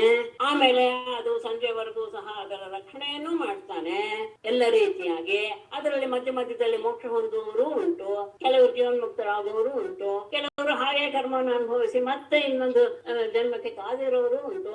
ಎಲ್ಲರನ್ನು ಒಂದುಗೂಡಿಸಿ ಅವನು ತಗೊಂಡು ಹೋಗಿ ತಾನು ಮಲಗುತ್ತಾನೆ. ಉಂಟು ಎಲ್ಲರನ್ನು ಒಂದುಗೂಡಿಸಿ ಅವನು ತಗೊಂಡು ಹೋಗಿ ತಾನು ಮಲಗುತ್ತಾನೆ. ಮತ್ತೆ ಬೆಳಗ್ಗೆ ಆದ ತಕ್ಷಣ ಸೃಷ್ಟಿಕಾಲ, ಪ್ರಳಯ ಕಾಲ ಮುಗಿದ ತಕ್ಷಣ ಅವನು ಸೃಷ್ಟಿಗೆ ತೊಡಗುತ್ತಾನೆ.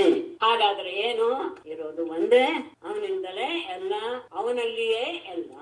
ಹಾಗಾದ್ರೆ ಈಗ ಪ್ರಪಂಚ ಎನ್ನುವುದು ಇಲ್ಲ, ಪರಮಾತ್ಮನ ಸಂಬಂಧ ಎನ್ನುವುದು ಇಲ್ಲ ಅಂತ ತಾನೇ ಆಯ್ತು. ಯಾಕೆಂದ್ರೆ ಚೈತನ್ಯ ಸ್ವರೂಪಕ್ಕೂ ಜಡಕ್ಕೂ ಏನು ಅದು ಇಲ್ಲದೆ ಇರುವಂತವು. ಪ್ರಪಂಚ ಅನ್ನೋದು ಅಸಿಕ್ತ ಆದ್ದರಿಂದ ಸತ್ತಾದಂತಹ ಚೈತನ್ಯದ ಜೊತೆಗೆ ಅದಕ್ಕೆ ಏನು ಸಂಬಂಧವಿಲ್ಲ, ಹೌದಾ? ಆದ್ರೆ ನೀವೇನ್ ಹೇಳಿದ್ರಿ? ಪರಮಾತ್ಮ ಮತ್ತು ಜೀವಾತ್ಮ ಒಂದೇ. ನೀವೇನ್ ಹೇಳಿದ್ರಿ? ಪರಮಾತ್ಮ ಮತ್ತು ಜೀವಾತ್ಮ ಒಂದೇ, ಜೀವೋ ಬ್ರಹ್ಮ ಇವ ನಾಪರಹ ಅಂತ ನಾನು ಹೇಳಿದ್ಮೇಲೆ ಆ ಪರಮಾತ್ಮ ಪರಮಾತ್ಮನಿಗೆ ಈ ಜಗತ್ತಿನ ಜೊತೆಗೆ ಯಾವ ಸಂಬಂಧವೂ ಇಲ್ಲ ಅಂತ ಹೇಳಿದ್ರೆ, ಅಲ್ಲ ಈ ಜೀವ ಏನು ಅಪರಾಧ ಮಾಡಿದ್ದ?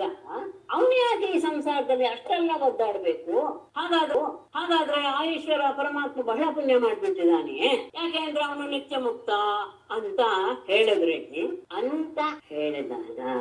ಕರ್ಮಕಾಂಡ ಯಾಕೆ ಬೇಕು ಅನ್ನುವುದಂತೆಲ್ಲ ಪ್ರಶ್ನೆ ಬಂದಾಗ ಅದಕ್ಕೆ ಜೀವಾತ್ಮ ಪರಮಾತ್ಮ ಎನ್ನುವುದ ಭೇದ ಎಲ್ಲಿಯವರೆಗೂ ಇರುತ್ತೆ ಅನ್ನೋದನ್ನ ಯದ್ಯಪಿ ಇದು ಶ್ರೀಧರದಲ್ಲಿ ಬರೋದು ಸಾಮಾನ್ಯ ಎಲ್ಲರೂ ಕೇಳಿರ್ತೀರಾ, ಅದನ್ನ ಸ್ವಲ್ಪ ವಿವರಿಸ್ತೀನಿ. ಚೆನ್ನಾಗಿದೆ, ಅಂದ್ರೆ ಅದ್ಭುತವಾಗಿದೆ. ದ್ವಾಸುಪರ್ಣ ಸಯುಜಾ ಸಖಾಯ ಸಮಾನಂ ವೃಕ್ಷಂ ಪರಿಷಶ್ವಜಾತೆ ತಯೋರನ್ಯ ಪಿಪ್ಪಲಂ ಸ್ವಾದು ಅತ್ತಿ ಅನಶ್ನನ್ ಅನ್ಯಃ ಅಭಿಚಾಕಶೀಚಿ ಅಂತ ಅದ್ಭುತವಾದ ಎರಡು ಒಳ್ಳೆಯ ಯಾವಾಗಲೂ ಸಂತದ ಗಮನವಿರುವಂತಹ ಎರಡು ಪಕ್ಷಿಗಳು ಯಾರು ಅಂದ್ರೆ ಹೇಳ್ತಾರೆ, ಜೀವ ಮತ್ತು ಈಶ್ವರ, ಜೀವಾತ್ಮ ಮತ್ತು ಪರಮಾತ್ಮ. ಅವುಗಳು ಏನಂದ್ರೆ ಸಯುಜ, ಯಾವಾಗ್ಲೂ ಸಹ ಒಟ್ಟಿಗೆ ಇರುತ್ತವೆ ಅಂದ್ರೆ ಹೇಗೆ ಅಂದ್ರೆ ಇವರು ಹೇಳ್ತಾರೆ, ಬಿಂಬ ಪ್ರತಿಬಿಂಬ ಭಾವದಿಂದ. ಗಮನಿಸ್ಕೊಳ್ಳಿ, ಬಿಂಬ ಪ್ರತಿಬಿಂಬ. ಪ್ರತಿಬಿಂಬ ಎನ್ನುವುದು ಯದ್ಯಪಿ ನಿಜ ಅಲ್ಲ. ನಮ್ಮ ಮುಖ ಕನ್ನಡಿಯಲ್ಲಿ ಕಾಣುತ್ತೆ ಅಂತ ಹೇಳಿದ್ರೆ ಕನ್ನಡಿಯಲ್ಲಿ ನಾವು ಇಲ್ಲ, ಅದು ಪ್ರತಿಬಿಂಬ, ಅದು ಸುಳ್ಳಿದ್ರೆ ಕನ್ನಡಿಯಲ್ಲಿ ನಾವು ಇಲ್ಲ, ಅದು ಪ್ರತಿಬಿಂಬ, ಅದು ಸುಳ್ಳು. ಬಿಂಬ ಯಾವುದು? ಪರಮಾತ್ಮ. ಆ ಜೀವ ಈಶ್ವರ ಮತ್ತು ಜೀವ ಇದ್ದೆ ಅಲ್ಲ, ಅದು ಬಿಂಬ ಪ್ರತಿಬಿಂಬ ಭಾವದಿಂದ ಯಾವಾಗ್ಲೂ ಒಟ್ಟಿಗೆ ಇರುತ್ತೆ. ಮತ್ತೆ ಅಷ್ಟೇ ಅಲ್ಲ, ಒಂದಕ್ಕೊಂದು ಸಹಾಯ ಬೇರೆ ಮಾಡುತ್ತೆ. ಗೆಳೆಯರು ಬೇರೆ ವೃಕ್ಷನ ಆಶ್ರಯಿಸಿದೆ, ಇಲ್ಲಿ ಒಂದೇ ದೇಹವನ್ನ ಆಶ್ರಯಿಸಿದೆ. ಅಲ್ಲಿ ಜೀವಾತ್ಮನೂ ಇದ್ದಾನೆ, ಪರಮಾತ್ಮನೂ ಇದ್ದಾನೆ. ಪರಮಾತ್ಮನೇ ಬಿಂಬ, ಜೀವನೇ ಪ್ರತಿಬಿಂಬನ ರೂಪದಲ್ಲಿ ಜೀವ ಇದೆ. ಅದಾದ್ಮೇಲೆ ಅದರಲ್ಲಿ ಆ ಎರಡರಲ್ಲಿ ಅನ್ಯ ಒಂದು ಪಿಪ್ಪಲಂ ಸ್ವಾದು ವಿಪ್ಪಲ, ಅನ್ಯ ಒಂದು ಪಿಪ್ಪಲಂ ಸ್ವಾದು ವಿಪ್ಪಲಂ ಅತ್ತಿ. ಅತ್ಯಂತ ಉತ್ತಮವಾದಂತಹ ಹಣ್ಣನ್ನ ಒಂದು ತಿಂತಾ ಇದೆ. ಸ್ವಲ್ಪ ಅರ್ಥ ಇದೆ, ನಿಮ್ಗೆ ಹೇಗೆ ಇರುತ್ತೆ ಅನ್ನೋದನ್ನ ಹೇಳಕ್ ಕೊಟ್ಟಿದ್ದೀನಿ. ಅದರಲ್ಲಿ ಜೀವಾತ್ಮನನ್ನ ಇಟ್ಕೊಂಡು ಜೀವಾತ್ಮ ಅತ್ಯಂತ ಉತ್ತಮವಾದಂತಹ ಹಣ್ಣನ್ನ ಸೇವಿಸ್ತಾ ಇದ್ದಾನೆ. ಇನ್ನೊಂದಿದೆಯಾನಲ್ಲ, ಯಾರು? ಪರಮಾತ್ಮ ಇದ್ದಾನಲ್ಲ, ಅವನು ಅನಶ್ನನ್, ಏನನ್ನೂ ತಿನ್ನದೆ, ಆದರೆ ಅಭಿಚಾಕಶೀತಿ, ಅದು ಮಾತ್ರ ಅತ್ಯಂತ ಪ್ರಕಾಶಮಾನವಾಗಿ ಇದೆ. ಯದ್ಯಪಿ ತಿಂತ ಹಣ್ಣು ತಿಂತ ಇರೋದು ಜೀವಾತ್ಮ, ಆದರೆ ಏನೂ ತಿನ್ನದೇ ಇರುವಂತಹ ಪರಮಾತ್ಮ ಅಲ್ಲಿ ಪ್ರಕಾಶಗೊಂಡಿದ್ದಾನೆ. ಏನು ಪಿಪ್ಪಲಂ ಅಂತ ಹೇಳಿದ್ರೆ ಅಂದ್ರೆ ಕರ್ಮದ ಫಲ ಸುಖಾದಿಗಳನ್ನ ಅತ್ಯಂತ ಮಧುರವಾಗಿ ಅದನ್ನೆಲ್ಲವನ್ನು ಇವನು ಸೇವಿಸ್ತಾ ಇದ್ದಾನೆ. ಇನ್ನೊಬ್ಬ ಇದ್ದಾನಲ್ಲ, ಅವನಿಗೆ ಯಾವುದೇ ಕರ್ಮಫಲದ ಸಂಪರ್ಕವೇ ಇಲ್ಲ. ಅವನು ಕರ್ಮಫಲವನ್ನ ಅನುಭವಿಸದೇ ಇದ್ರೂ ಸಹ ಅವನು ಪ್ರಕಾಶಮಾನವಾಗಿ ಇದ್ದಾನೆ. ಯಾಕೆ ಅಂದ್ರೆ ಅವನು ಸ್ವಯಂ ಪ್ರಕಾಶ, ಅವನೇ ಚೈತನ್ಯ. ಅವನಿದ್ದರಿಂದಲೇ ಜೀವಾತ್ಮ ಆ ರೀತಿಯಾಗಿ ವ್ಯವಹಾರ ಮಾಡ್ತಾ ಇದ್ದಾನೆ ನಮ್ಮಲ್ಲಿ ತಗೊಂಡು. ಯದ್ಯಪಿ ಸಾಕ್ಷಿ ರೂಪದಲ್ಲಿರುವಂತಹವನು ಪರಮಾತ್ಮ, ಕರ್ಮಫಲವನ್ನೆಲ್ಲ ಅನುಭವಿಸುವುದು ಜೀವಾತ್ಮ. ಆ ಜೀವಾತ್ಮನಿಗೆ ನಾನೇನು ಕರ್ಮಫಲವನ್ನ ಅನುಭವಿಸೋದಿಲ್ಲ, ನಾನೇನು ಮಾಡಿಲ್ಲ, ನಾನು ಅಸಂಗ ಎನ್ನುವಂತಹ ಜ್ಞಾನ ಬಂದುಬಿಟ್ರೆ ಸಾಕು. ಅವನು ಇನ್ನೊಬ್ಬ ಇದನ್ನೆಲ್ಲ ಪ್ರತಿಬಿಂಬ ಏನಾಗ್ಬಿಡುತ್ತೆ, ಬಿಂಬದಲ್ಲಿಯೇ ಸೇರಿ ಹೋಗುವ ರೀತಿಯಲ್ಲಿ ಸೇರಿ. ಹಾಗೆ ಅದನ್ನ ಹೇಳಕ್ಕೆ ಮುಂದಿಂದ ಹೊರಡ್ತಾರೆ. ನಾರಾಯಣಂ ನಮಸ್ಕೃತ್ಯ ನರಂ ಚೈವ ನರೋತ್ತಮಂ ದೇವೀಂ ಸರಸ್ವತೀಂ ವ್ಯಾಸಂ ತತೋ ಜಯಮುದೀರಯೇತ್. ಸರ್ವೇ ಭವಂತು ಸುಖಿನಃ, ಸರ್ವೇ ಸಂತು ನಿರಾಮಯಾಃ, ಸರ್ವೇ ಭದ್ರಾಣಿ ಪಶ್ಯಂತು, ಮಾ ಕಶ್ಚಿತ್ ದುಃಖ ಭಾಗ್ ಭವೇತ್. ಧನ್ಯವಾದಗಳು ಮೇಡಮ್. ನಮಸ್ತೆ.